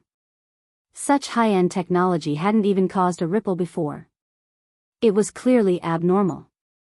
There was also the old hand, an old comrade who had once lived together with his grandfather and the others in the wilderness. This was truly a pleasant surprise. Why did Luo Nan come to Ban City? Aside from searching for Snake Tongue and designing a trap to deal with Gong Qi, the other reason was to find Wu Jun. He wanted to find and clarify the relationship between her, his grandfather, and his parents. He wanted to confirm relevant information about the wilderness laboratory. He hadn't found Wu Jun yet, but he had encountered a replacement who wasn't inferior in any way. Perhaps this person didn't know the core secrets of the laboratory like Wu Jun did, but listening to the old man talk about a few matters of the past was pretty good, right? If it was possible, Luo Nan wanted to run over right now, grab the old hand, and chat with him for 3 days and 3 nights. In the end, he didn't make the trip. Aside from the current delicate and dangerous situation in Ban City, there was another reason. Luo Nan had gained something from the miner's lesson to the old hand. When the foundation of the new version of the shelter was constructed, there was a brief opportunity for a mental exchange. The old hand's attainments in the mental side weren't enough, so he was unable to read the information within the miner's gushing emotional strength. But Luo Nan was different. Perhaps he could be considered the world's most powerful bystander. It wasn't just in that instant. During the final 2 hours of the miner's life, the miner's hazy yet rich emotional thoughts were reflected in Luo Nan's mind. The destructive mutation infection was an incurable disease that Luo Nan had no way of treating. The only thing Luo Nan could do was to let this tough guy, who hadn't even been able to leave his name, leave a few more traces in the world, even if it was in the memories of others. Right now, there was still the psychic diagram. Luo Nan's gaze stopped on the newest scene of the deep sea. Actually, whether it was Yin Lu or the earlier snake tongue, they were only talking about the part that could be seen. The soft light at the edge of the scene seemed to be a place of light in contrast to the darkness.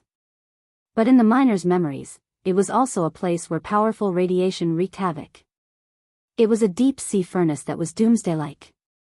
It was a place where countless souls struggled and screamed. Even though there was indeed the existence of hope within. But what was the more realistic situation?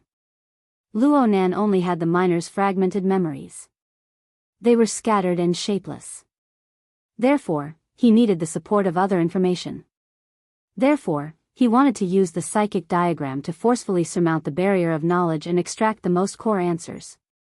Reality proved that he was far too greedy.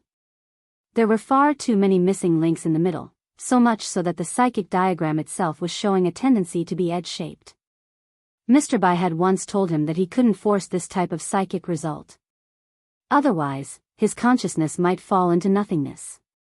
No matter how hard he tried, he wouldn't be able to fill in that vacuum. Actually, he could fill in a bit more. Luo Nan always felt that there were still some things inside. They already existed, but they were hidden too deeply. Or perhaps the fragments were too severe. The order was completely disrupted.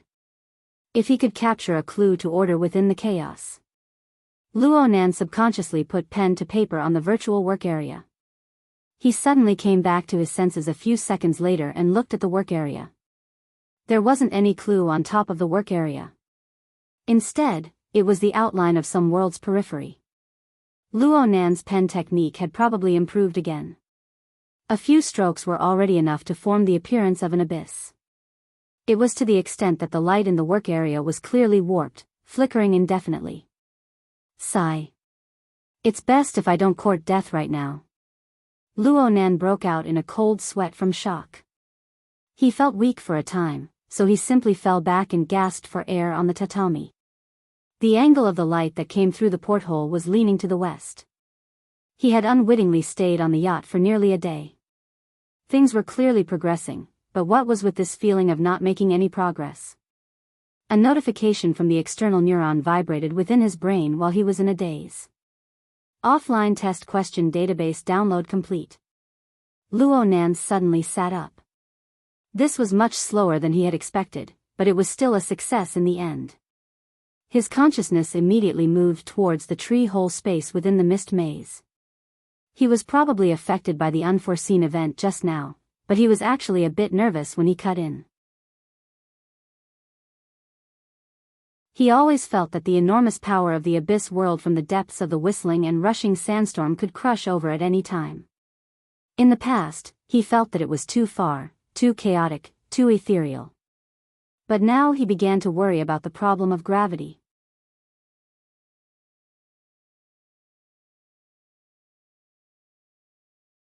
Chapter 8:16. Luo Nan's consciousness entered the virtual brain interface once more. 2 days and 1 night of downloading did not bring about too obvious of a change. There was only a new notification pop-up waiting there, covering the information refresh window. The notification said, "Offline test question database download complete." It seriously lacked a sense of ceremony. Luo Nan was affected by this and was worried about the gravitational problem of the abyss world. He didn't have any special feelings. He directly chose to confirm. The notification pop-up disappeared and the information refresh window behind it appeared. New but familiar characters appeared, initiating verification procedure. Confirming activation of offline test procedure. Owner's genetic data has not been entered into the database. Results are being entered. Overall results fail. If he knew that he had to re-enter the questions, he would have taken advantage of these 2 days to do a few more sets of questions and increase his basic points. Luo Nan chuckled in his mind. Then he saw the follow-up information continue to roll. Additional question database data pulled out. Determining additional question difficulty as spacetime configuration Heaven's Stairway Level 2. Selecting questions. Without any buffer, a clear change appeared in the virtual brain interface. The background of the deep starry sky began to expand. The central virtual brain galaxy seemed to come head-on. Millions and millions of stars shuttled and flowed, then scattered in all directions. It represented a process of drawing closer, enlarging, and focusing. The stars became sparse and felt even more distant. A deep void filled most of his field of vision. But soon, the surface was smeared with a relatively rich color. The main source was a large blazing fireball in the distance. Because the light emitted was too intense, it passed through the diffraction and refraction of certain interstellar matter, forming an enormous warped dynamic facula of light. It blurred the proper spherical shape. A portion of its elongated extension was like a spewing light whip and tongue of flame. It cut across a small portion of his field of vision. And so Luo Nan knew that he should have entered the range of a certain planetary system. He was able to observe the star's sun from a close distance. While he was still analyzing, his field of vision was completely out of his control. He avoided the powerful light of the star and turned in a different direction. A bit of green vaguely sprouted in the void of that position. It rapidly enlarged in the center of the interface. It had a relatively distinct curved boundary. It was clearly a rapidly expanding planet in his field of vision, and it was brimming with the aura of life. It's like playing a game or watching a movie. Luo Nan couldn't find the feeling of being tested for a time. But it was a bit lacking to say that he was immersed in the scene. The immersive effect was not as good as virtual reality, and his sensory perception lacked real feedback. He knew very well that he was still on the yacht, transmitting information through space and waiting for the test question to appear. While he was pondering and studying, a series of data quickly popped up at the edge of the interface between the habitable planet and the void. The entire field of vision instantly turned into an information window similar to the cockpit. Visualized dynamic information was distributed in the field of vision in a complex and logically connected graphic pattern. From surface data to in-depth analysis indicators, everything was available. At least in Luo Nan's eyes, this was the case. A lot of the information was filled with symbols and units that he could not understand. They were profound and highly professional, beyond the scope of an intuitive translator like him. If it was a game, the newbie guide was really terrible. But this was a test, the kind that did not bode well. Luo Nan's scalp was a bit swollen. He was afraid that he would miss out on some important information. He opened his eyes wide and read the decipherable information of the memory information interface in one gulp. And during this process, his field of vision plunged into the atmosphere of the green planet in front of him. The feeling of a game or a movie came again. The image of the planet rotated at an unrealistic high speed, forming a fast-forward effect. At the same time, even more complex information, data, and corresponding analysis diagrams were flung out to the edge of his field of vision. Luo Nan couldn't keep watching. Luo Nan waited for the planet's rotation speed to return to normal with great difficulty. Just as he was about to catch his breath and reorganize the structure of information, his passive field of vision was instantly filled with a dynamic image of an explosion. It really was an explosion. What Luo Nan saw right now was a desperate battlefield. Successive explosions of intense light and raging flames tore apart the primordial greenery and burned half the sky red. Flying targets were shot down every second, and buildings on the ground were destroyed at the same time. Fatal flashes of light and impact crisscrossed between the sky and the ground. Though there was no sound input and it was like a pantomime, this was a war. And at this time, a mission window popped up in an eye-catching position on the cockpit management interface. Compared to the specialized interface that caused people to shrink back, the mission description was quite clear, a high-resolution satellite image locked onto the core region where the flames of war swirled. There was a large base called XX Relay Station. According to the introduction, the complex of buildings on the ground was only a small portion of the base. More facilities were still underground, and the core area was hidden in a special spacetime structure that was similar to a demiplane or a space vault. Luo Nan was able to understand this even though he guessed it. There were many introductions inside that touched upon more specialized domains.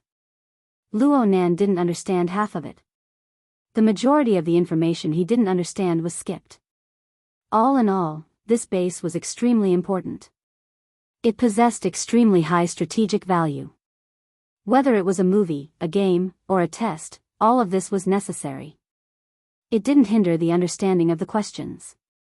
Luo Nan carefully studied the key descriptions. The general meaning of the mission panel was, this was an important base sandwiched between 3 layers.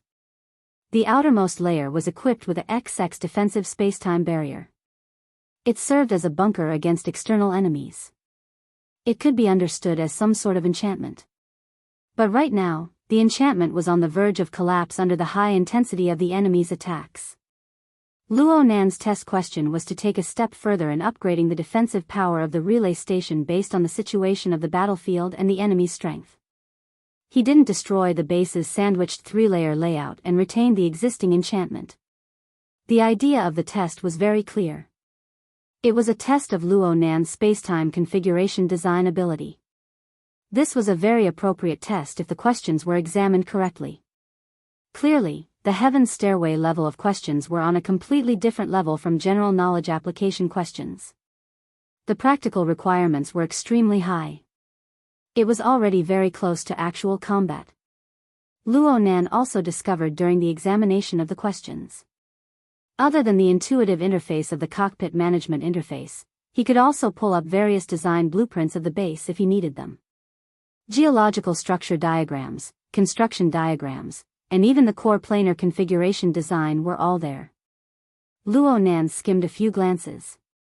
There were also all sorts of changes to the infrastructure and the dynamic losses of war. Everything was there. It was simply excessive. It formed a complete historical chain from the beginning of the base's construction all the way until now. Wasn't this test question designed according to actual combat examples?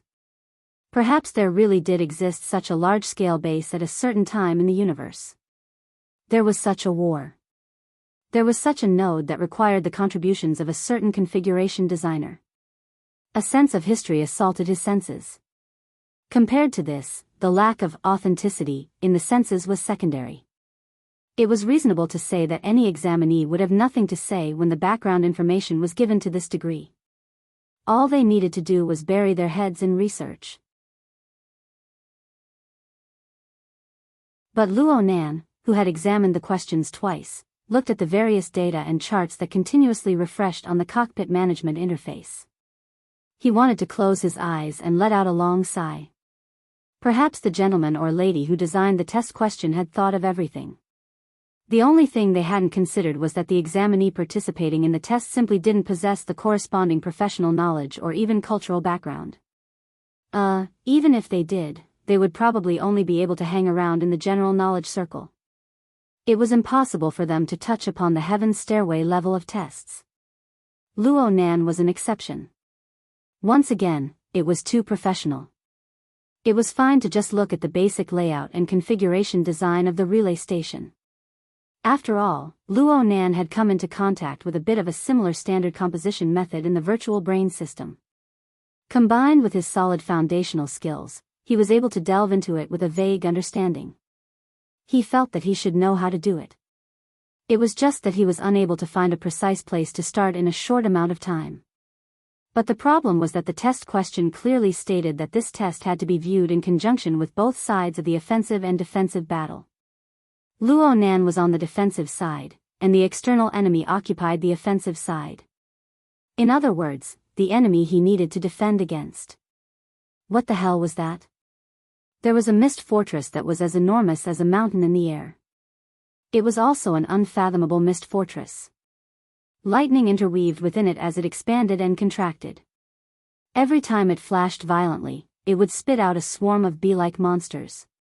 Among them were air raiders that were similar to prehistoric pterosaurs. They spat exploding acid balls from their mouths. There were enormous rock monsters that were comparable to heavy cannons. They bombarded with death rays from dozens of kilometers away. There were beetle-like assault swarms that could burn parts of their bodies to forcefully break through boundaries and engage in close combat. And there was also the thing that extended out from the mist fortress. It was like a special tentacle. It was indistinct. It pierced through the ground and into the clouds. It could seize the base's facilities and energy at any time. It could even suck combat personnel dry. What was it? Actually, the test system had a label.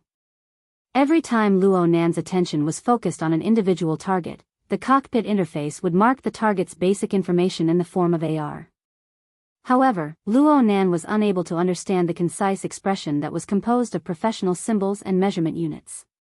He looked over and over a few times, but he was only certain that these monsters seemed to be vassals of some fantasy breed. Could it be that it was all an illusion? Luo Nan understood. Luo Nan understood. In the eyes of the designer of the test question, the personnel participating in this test certainly possessed the basic knowledge to recognize this type of information. They could obtain comprehensive information from the interface as a reference. The more detailed information was certainly hidden behind professional words and symbols. Perhaps the difficulty of the test question would be completely controllable after integrating and analyzing all the information, but the reality was that Luo Nan didn't possess this kind of cultural background. The translation function of the secret text of the word me was limited. The information was all intermittent. Plus, the lack of the reality of the scene caused Luo Nan to only be able to use his sight to distinguish. His most proficient mental senses were completely useless. How was he supposed to take the test?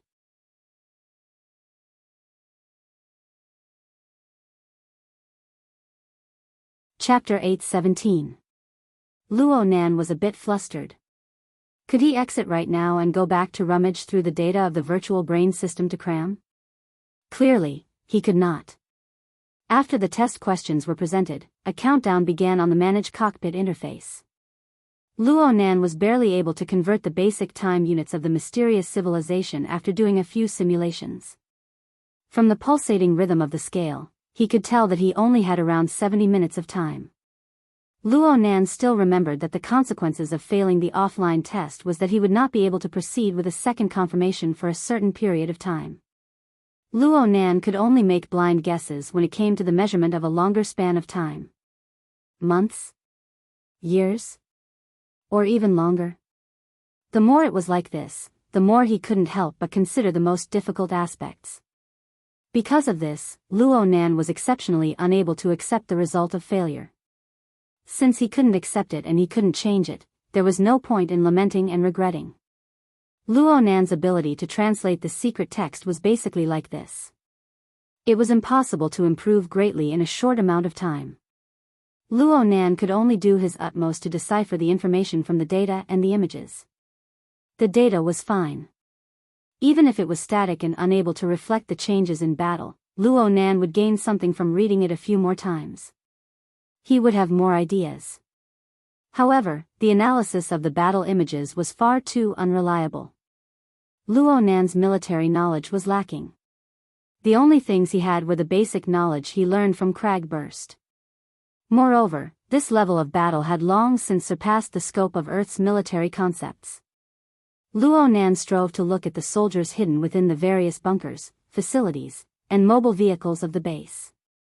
They had humanoid appearances that Luo Nan naturally felt familiar with. Most of them wore extremely high-end exoskeleton armor. They were a bit similar to Deep Blue Walkers. Each and every one of them moved quickly, controlled stably, and were well trained. However, a considerable portion of their actions did not rely on the weapons in their hands to carry out direct attacks. Often, there would be some sudden, unforeseen attacks and defensive attacks that would erupt within and outside the base. They would appear above and below ground in various areas. At first glance, they didn't seem to conform to the laws of physics, but their destructive power was astonishingly great. This made Luo Nan think of the Deep Blue Walker's formatting domain. He thought of the Blood Intent Ring fortress that he had built with his own hands. He also thought of the Soul Order's so-called sanctuary. That's right. There was bound to be a clash and a gamble on the mental plane in this battle. If Luo Nan were to extrapolate from the current development direction of the Earth, then there would certainly be one or more collectivized, systemized, and solidified configurations on the mental plane that Luo Nan was unable to perceive. Of course, this was just a guess. No matter how powerful Luo Nan's soul strength was, no matter how high his mental senses were, it was hard for him to create something from nothing. He could probe the existence of the sea of consciousness and even the polar domain of the abyss region from a simulated scene. He could only flip through the information. Now, not only did he have to look through the blueprints of buildings and wards, he also had to find blueprints of the soldier's mental solidification. Unfortunately, there is none. It was still the same problem. The person who came up with the question would not consider things that had already become common knowledge. For an army that had already been established, its solidified configuration should have long since become common knowledge. There was no need to reflect it. However, this was already the only entry point that Luo Nan could exert his strength. Otherwise, what else could he do? The so-called fantasy breed vassal army that blotted out the sky and covered the earth outside of the base. These monsters hid their attacks on the invisible mental plane. There were truly no connections to follow. They became a natural moat that Luo Nan simply could not cross. Time passed minute by minute, second by second. Luo Nan bit his lips as he flipped through all the information he could understand. He did enormous and despairing calculations. Algorithms had never been Luo Nan's forte. When Luo Nan was forced to this step, it meant that he was truly at his wit's end. Dog's hit. It's all dog's hit. Luo Nan took nearly an hour to produce the embryonic form of 2 plans. However, they were pieced together results that made him feel nauseous. They were filled with untrustworthy conjectures and fantasies. He didn't even need to submit them. He just needed to do some mental calculations against the battle scenes to prove that they were all trash that could only be of help. He needed to throw them all into the trash bin. Information. Real-time information and information. I don't want anything else. I just want this. Luo Nan's taut strings of reason buzzed and trembled. He tried to find a thread of order that could resonate within the half-hidden sea of information. This was also a conflict between order and chaos. What Luo Nan was doing right now was a vast and exquisite balance that was presented by absolute hell and solar chakram of the abyss world. It was simply the distance between one end of the universe and the other. Wait a minute. Why did he suddenly think of that side? Luo Nan was distracted. His train of thought deviated for no reason. He was clearly struggling within the maelstrom of limited information and infinite chaos, but he inexplicably associated it with the abyss world. He associated it with the solar chakram and absolute hell, mutually conflicting and compromising structures. And it was extraordinarily clear. It was as if it was right before his eyes. Last time, he was in such a state. What followed next was a backlash plus heavy injuries. Luo Nan shuddered. The disadvantages of the non-immersive environment were apparent. He popped out from his focused state and instinctively inspected the state of his body and soul. His body was fine on the yacht. The tree-hole space was still stable at the forefront of his thoughts. Then, the countdown of the administrative cockpit entered a warning orange-yellow zone at this moment. It reminded Luo Nan that the time for him to hand in his test paper was getting closer and closer. Luo Nan gritted his teeth. What was he thinking about? He wouldn't die anyway. At worst, he would just make a trip to Claw Island and update himself. And if he failed this test, he would be unable to increase his privileges. It would be difficult to obtain the encrypted information of the external neuron. The impact was secondary. What was truly unacceptable was that he would miss the window to approach the truth. He would have to start another round of unpredictable waiting. He had to choose the lesser of 2 evils. If the special image of the abyss world could stir the current deadlock, then there was nothing bad about it. Well, it was impossible for Luo Nan to pin his hopes on another unpredictable factor. He needed to maintain his focus first. Luo Nan slapped his cheeks heavily with both hands and forced himself to dispel all distracting thoughts. He placed his attention back on the virtual war. The information was still as chaotic as before. His agitation and anxiety were still there. But before he knew it, the heat in his emotions and the coldness in his will gradually formed a subtle state of conflict and compromise, just like the conflict between Sunwheel and Hell, and the conflict between the images of high temperature and chains. Between rules and chaos, between reason and emotion, a noose of chains was erected. It endlessly churned and cleansed, maintaining a dangerous yet marvelous dynamic balance. His mind moved and didn't move. It was sharp and clear. The information moved and didn't move. There was order in the chaos. The most important thing was that Luo Nan suddenly discovered a marvelous phenomenon of mapping from the non-immersive test scene. What he saw in his eyes was still the half-cut information that made him restless. There was no sign of things turning for the better even now. It was impossible for the offline test system to provide deeper information. But there was an inexplicable sense of déjà vu. There were some impressions buried deep within his memories that were stimulated by this chaotic information, slowly emerging. Of course, this was an illusion. The true reason was that there was an even deeper and grander system right next to him in a position that was infinitely close. It was in a completely different state from its previous unfathomable and uncontrollable state. It established a connection with the offline test system and began the orderly output of information and data. The Abyss World. To be more precise, it was the sediment that Luo Nan was unable to absorb and digest when he suffered the backlash of the Abyss World. It accumulated within the altar spiderweb. In a certain sense, this sediment was equivalent to Luo Nan's own memories. It was just that it was hidden deep within an external storage system that was more complex than the brain. It was simply impossible to dig it out in the past. But now, it was activated. The management cockpit continued to pop out analytic graphics without end. Luo Nan continued to not understand the characters he should not understand. But Luo Nan was no longer looking at these scribbles.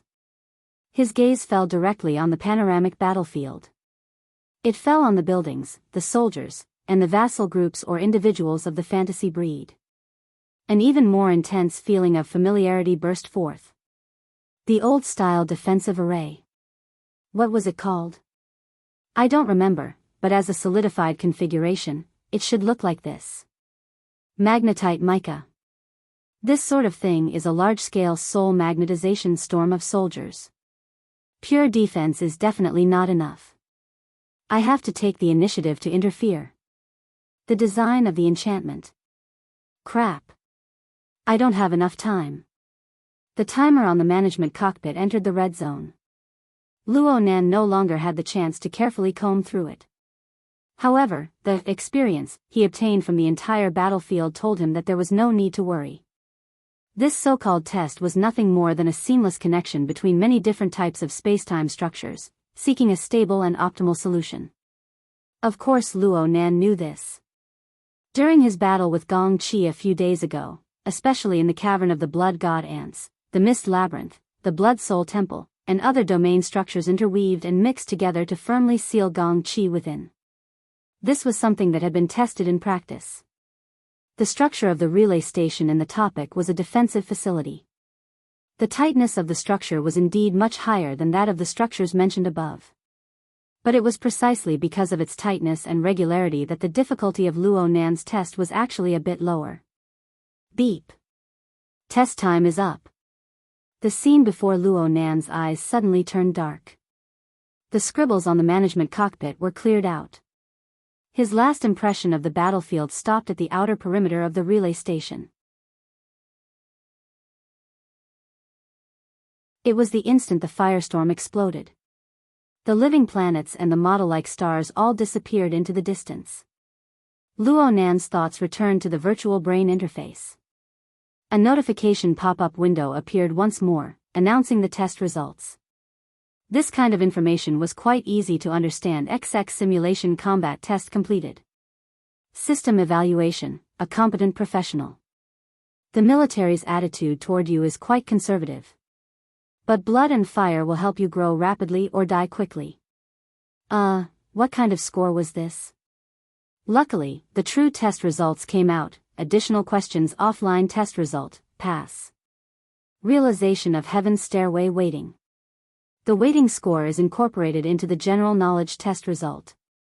Applicable to the 100-year sequence special talent clause. Knowledge access level increased. Confirmation of rights review complete. Rank determination complete. Holders current privileges, ownership, temporary. Knowledge access, Heaven's Stairway Level 4, tested. Resource access, Sergeant rank, tested. Heaven Abyss Network, none, not connected. Opening corresponding privileges to the database. Able to extract design and craft data of lamination interference.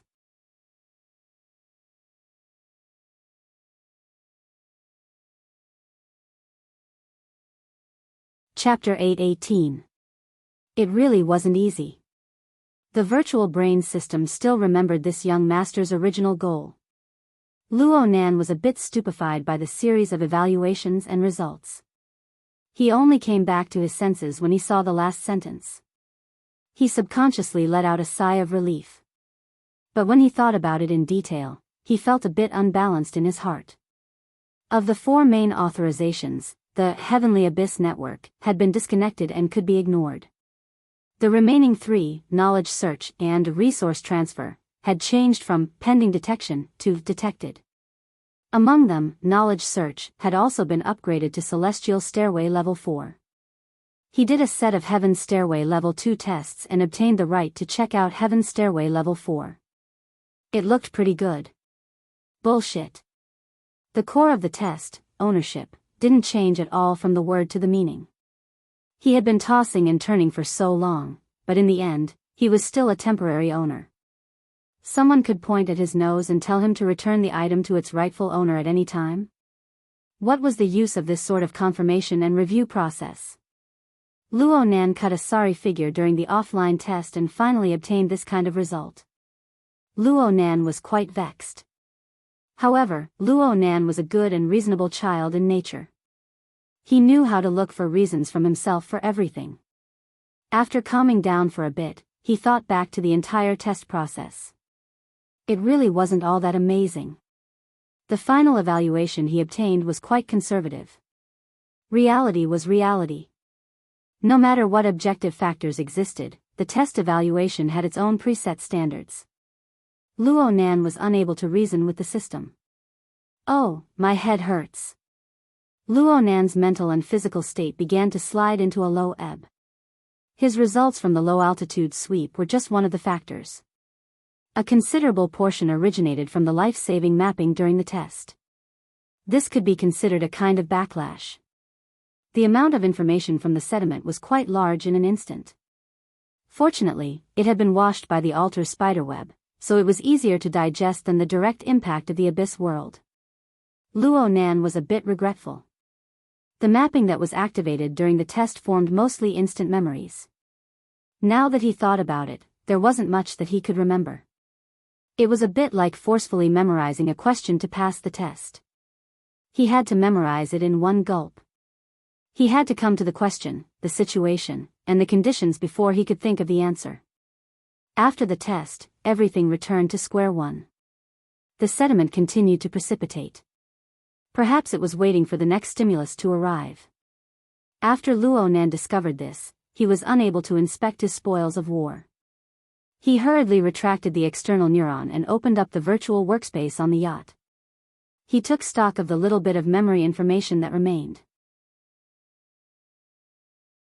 Over half an hour passed. Luo Nan's head was dizzy and swollen. He looked at the work area again, but the results were few and far between. The relay station was still all right. He had studied the blueprints seriously and had some general ideas. As for the fantasy breed, it was just a fleeting thought. Luo Nan let out a long and sorrowful sigh. In this way, it would be difficult for him to do a review. In other words, he didn't even know where he went wrong. Luo Nan's obsessive-compulsive disorder flared up. He competed with himself, tossing and turning in the virtual work area until he was exhausted, but he still didn't make any progress. He had been offline for over an hour. That was about the same amount of time he had spent tormenting himself. Unknowingly, it was already dinner time. Snake Tongue carried a dinner plate and quietly walked in. Luo Nan came to a realization when he saw Snake Tongue's familiar face. The muslin of concealment was still attached to his body. He had yet to return it to Snake Tongue. Also, the data on the stacking interference technique, which had given rise to all of this, was still lying idle in the external neurons database, waiting for him to read it. What a digression. Luo Nan mocked himself, but things were already like this. He wasn't in a hurry. He saw that the portion on the dinner plate wasn't much, but it looked like the exquisite dishes of Ban City. He really was hungry. He didn't wait for Snake Tongue to finish arranging the food on the plate. He first grabbed a piece of sushi and stuffed it into his mouth. Honestly speaking, he didn't taste much, but the rice ball was quickly digested after entering his stomach. There was a warm and harmonious energy circulating in his stomach. He enjoyed it greatly. It felt similar to the special ingredients of the Xia City branch. It was a nourishing food specially prepared for ability users, but its effects were quite smooth. It was just right for Luo Nan's current situation. This isn't bad, Luo Nan praised. He asked in passing, is it suitable for non-ability users to eat? Snake Tongue sat upright in her seat and responded softly, rice is a specialty of Ban City's normal trade market. There are indeed health-preserving products specially supplied to the LRCF investment circle. That's good. I'll be bringing some back to Xia City. Yeah. Snake Tongue bowed in response. She still had a humble and submissive appearance, but perhaps it was because she lacked the disguising effect of the musket of invisibility. She felt that there was a bit more hidden sharpness to her than when she was in North Montchuahue's state. Especially when she lowered her head. The shadows cast by the lamplight just so happened to decorate the lines of her brows and eyes, highlighting her dark and sharp qualities. But it also made her docile and submissive, making her particularly valuable. Of course, this was for Luo Nan. Luo Nan's mood suddenly turned for the better by quite a bit. This person, his former enemy, was now his submissive servant. She was clearly a vicious character with a heart like a snake or scorpion, but she was forced to act like this in front of him. Even though she still had pride and schemes deep within her heart, she was like ice shards during the dog days of summer. She couldn't show her face. She couldn't see the light. Luo Nan could easily knead her as he pleased. He could mobilize her joy and fear. He could dictate her life and death. He could browse through every hidden detail. He could even casually smear on them to see a new round of reactions and transformations. Snake Tongue could only passively adapt until she became accustomed to it. Or she could make changes that Luo Nan permitted. She had already done quite well. After the conversation in the bathroom, her corrections were very clear. She knew better than to look at the problems on the psychological level. She certainly still had some unwillingness in the depths of her heart. Her unruliness was still there. Her lofty and unyielding character still existed. The more it was like this, the more painful it was, but she was able to obtain an unending stream of strength from it. She still lacked a bit of conscious self-awareness up until now, as well as a method to efficiently utilize it. So much so that she had suffered a lot of torment for no reason. Luo Nan was unable to help her with this. Frankly speaking, he was quite pleased to see Snake Tongue struggle. Cough. Luo Nan was a bit unaccustomed to suddenly digging out the dark side of his heart. But in this sort of one-sided situation, there was a marvelous calmness that came from letting oneself fly. In any case, his mood had indeed turned for the better. He removed the veil of invisibility from his face and handed it back to Snake Tongue. He even made a joke in passing, your acting skills were all trained on North Montchuahue, right? Luo Nan laughed out loud during Snake Tongue's momentary stillness. He pulled out the information related to the lamination interference technology from the virtual brain system. The information wasn't a huge tome, but its form was quite interesting. It was similar to the amalgamation of an experimental diary and a thesis draft. It was a bit messy for other people, but Luo Nan had a solid foundation in configuration. He also had the mindset of a researcher. The entire research train of thought was simply moved before his eyes. Even though there were a few uncommon characters inside that he was unable to recognize and translate, it didn't affect the overall situation. Compared to the experience of the offline test, it was simply the difference between heaven and earth. Luo Nan skimmed through the information and had a preliminary understanding of the context of the entire information. He also quickly grasped the crux of a problem. He raised his eyes and saw that Snake Tongue was just about to leave the room. He shouted, "Wait!" Snake Tongue was already Northmont Shuehui. She raised her head in a slight daze. Her face was even colder and purer than her original appearance. It intersected with her sinister and malicious image from before, forming a rather large visual impact. Luo Nan was stunned for a moment before he said, "Stay here. Help me with some experiments." "Yeah." According to the information, the veil of concealment and the veil of silence weren't the carriers of the spirit core for lamination interference technology. Instead, they were just extensions.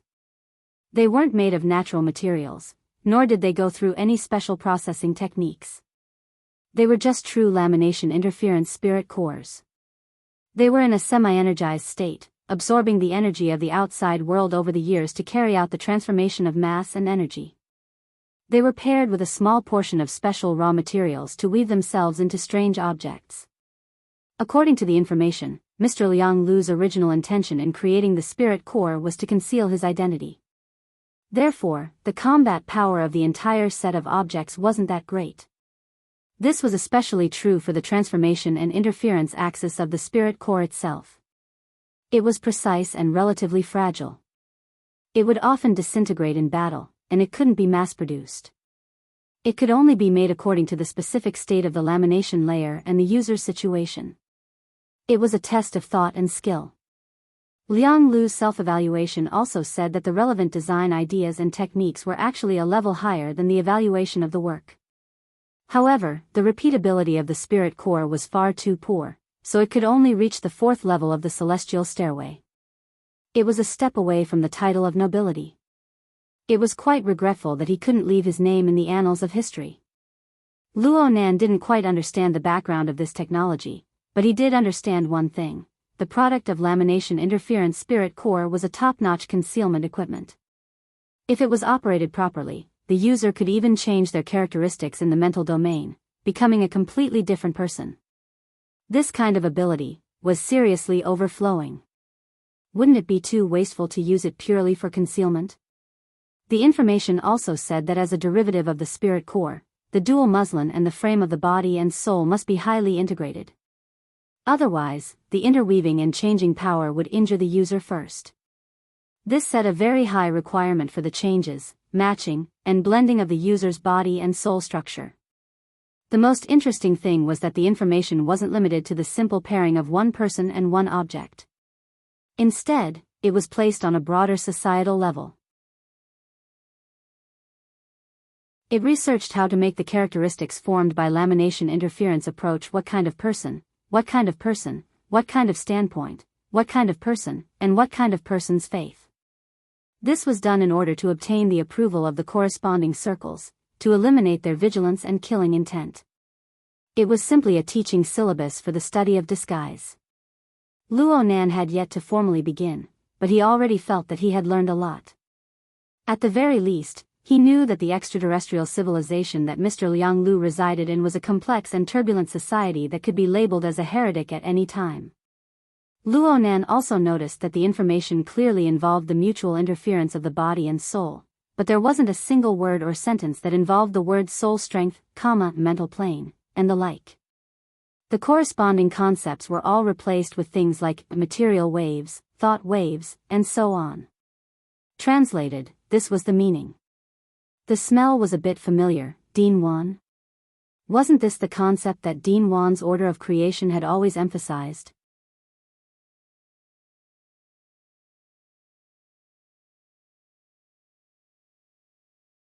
Chapter 8:19. Hua Dian was the unluckiest person in the world. At least in the 10 days after the 28th of April, Huadian firmly believed so. Under the bastard horn demon's terrible ability to control the situation, a routine business investigation suddenly turned into a swing on the line between life and death. The messy arrangements, the baffling traps, the sudden infighting. There were also two almighty extraordinaries who had come from thousands of miles away to attach their souls to him. By the time Huadian snapped to his senses, he had already been held hostage in the wilderness laboratory and stayed there for 10 days. 10 days was a very long period of time, especially when there was a lack of water and food. Even a superpower would be done for. Huadian was glad that every time he went out on a mission, he would prepare emergency energy bars and water replenishment capsules. Over the past few days, he had been frugal and meticulous with his plans. He had finally managed to survive. As for the others, he had to say that apart from him, there was no normal person in the laboratory.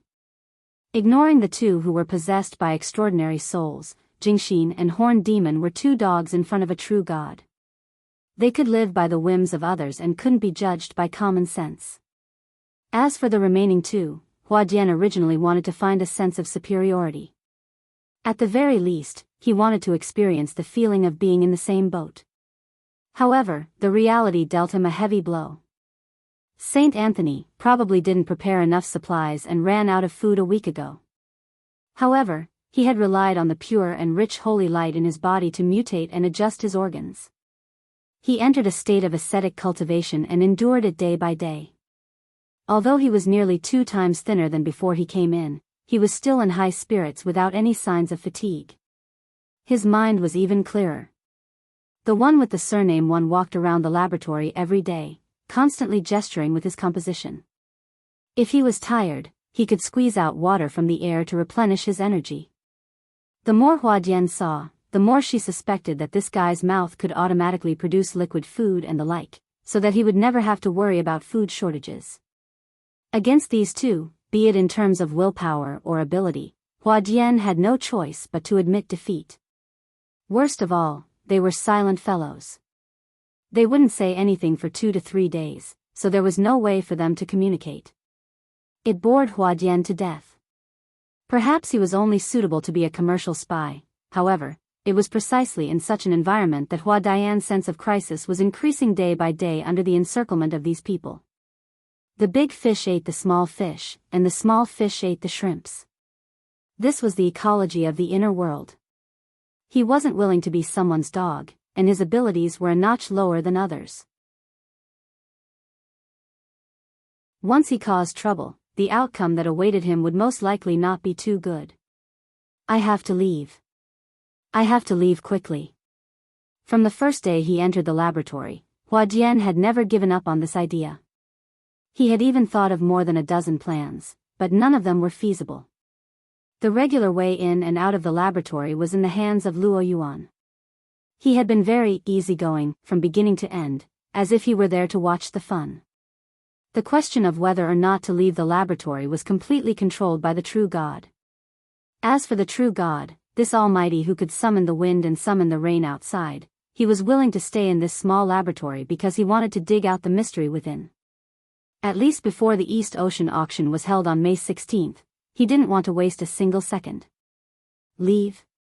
How could this be? Moreover, Luo Yuan had been saying with a smile that the void environment of the laboratory was unstable. Everyone could be left behind at any time, and it would not be so easy to come in again. Every time he said this, Huadian wanted to punch him. He must have done it on purpose, to deliberately provoke him. With the mentality of the true God, the more he heard such words, the less likely it was to leave easily. However, the fact was that they had been here for 10 days, and the entire laboratory was like a small bunker with 1,000 piles. It couldn't be more stable. Even if the sudden storm passed through 2 days ago, causing a certain amount of impact damage to the 2 Kelliser-shaped corridors of the laboratory, the main body of the laboratory was as stable as Mount Tai. Not stable at all. But it was also after that storm that the intensity of the true God's experiment suddenly increased to a level. As the key area of the experiment, the observation hall, Huadian no longer dared to approach. The safest thing to do now was to find a room that had not been eroded by the sandstorm and hide in it. But Hua Dian was the kind of person who couldn't stay idle. Just now, he followed Wan Ta and strolled in the right Kelliser-shaped corridor for a while. In comparison, this man, who was said to be a welfare dean in the secular world, was relatively easy to talk to. In particular, some of the outlines he drew often involved the structure of the laboratory, and perhaps the analysis of the sandstorm outside. Hua Dian quietly recorded it, ready to go out, as his own harvest, to extort more money from the employer. Wan Ta should be able to detect his behavior of secretly photographing, but he did not stop it, so Hua Dian took it as his acquiescence. After some photographing and collecting, Wan Ta closed his eyes and rested there, adjusting his thoughts. Hua Dian went up to chat with him for a while, but he didn't get the point, so he retreated and walked back along the corridor. Just as he was thinking about where to go, his scalp suddenly went numb. The sound of heavy footsteps came from the front. Because of the curvature, he couldn't see the appearance of the person coming, but his mind had automatically imagined the seemingly sluggish body of the fat dragon. The true god. For 10 days, the true god had been sending his soul to this loyal believer, leading everything in the laboratory.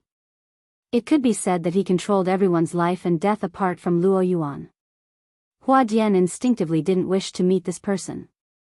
He turned his gaze and saw that the door to a room in front of him was ajar.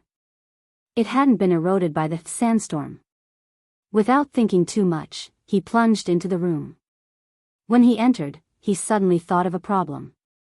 According to the latest popular cage theory, by the time he discovered the true god, he would probably have been in and out several times. Why bother?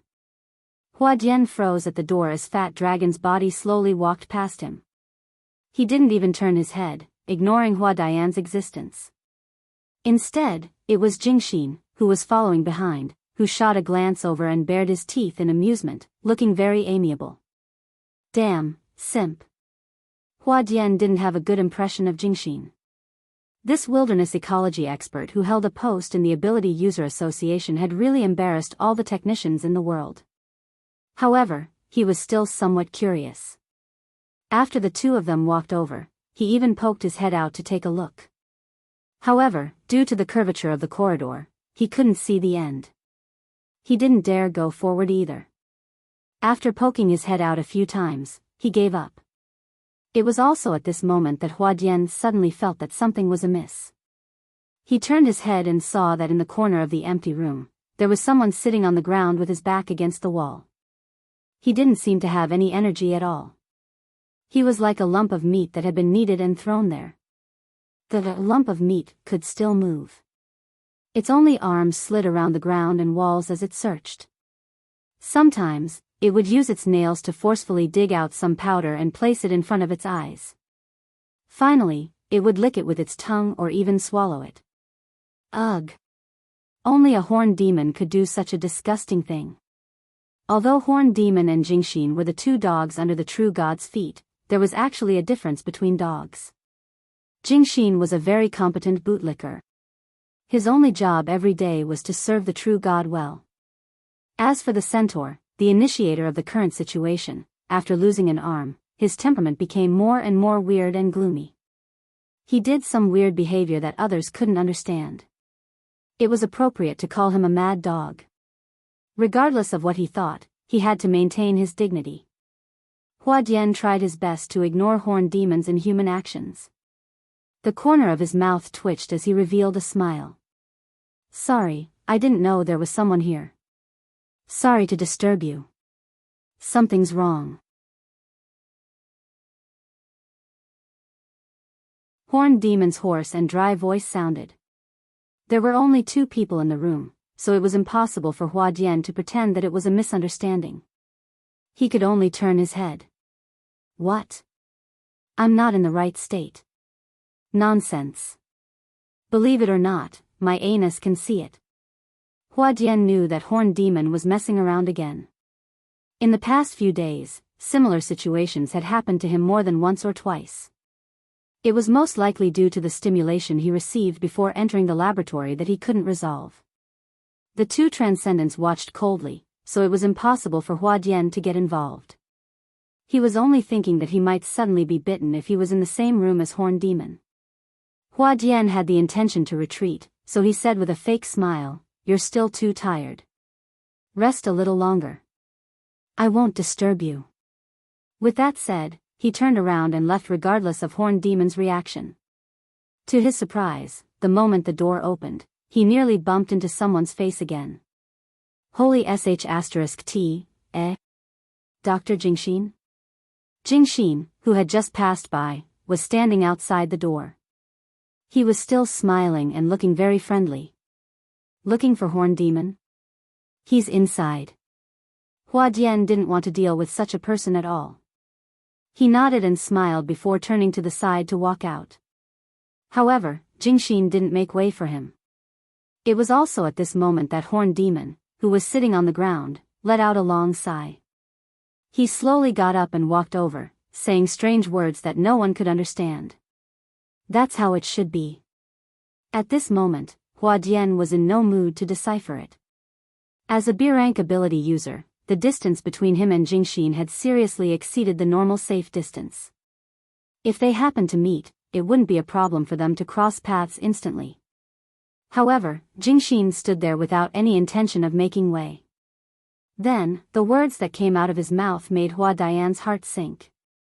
"Brother Hua Dian, Lord True God invites you over."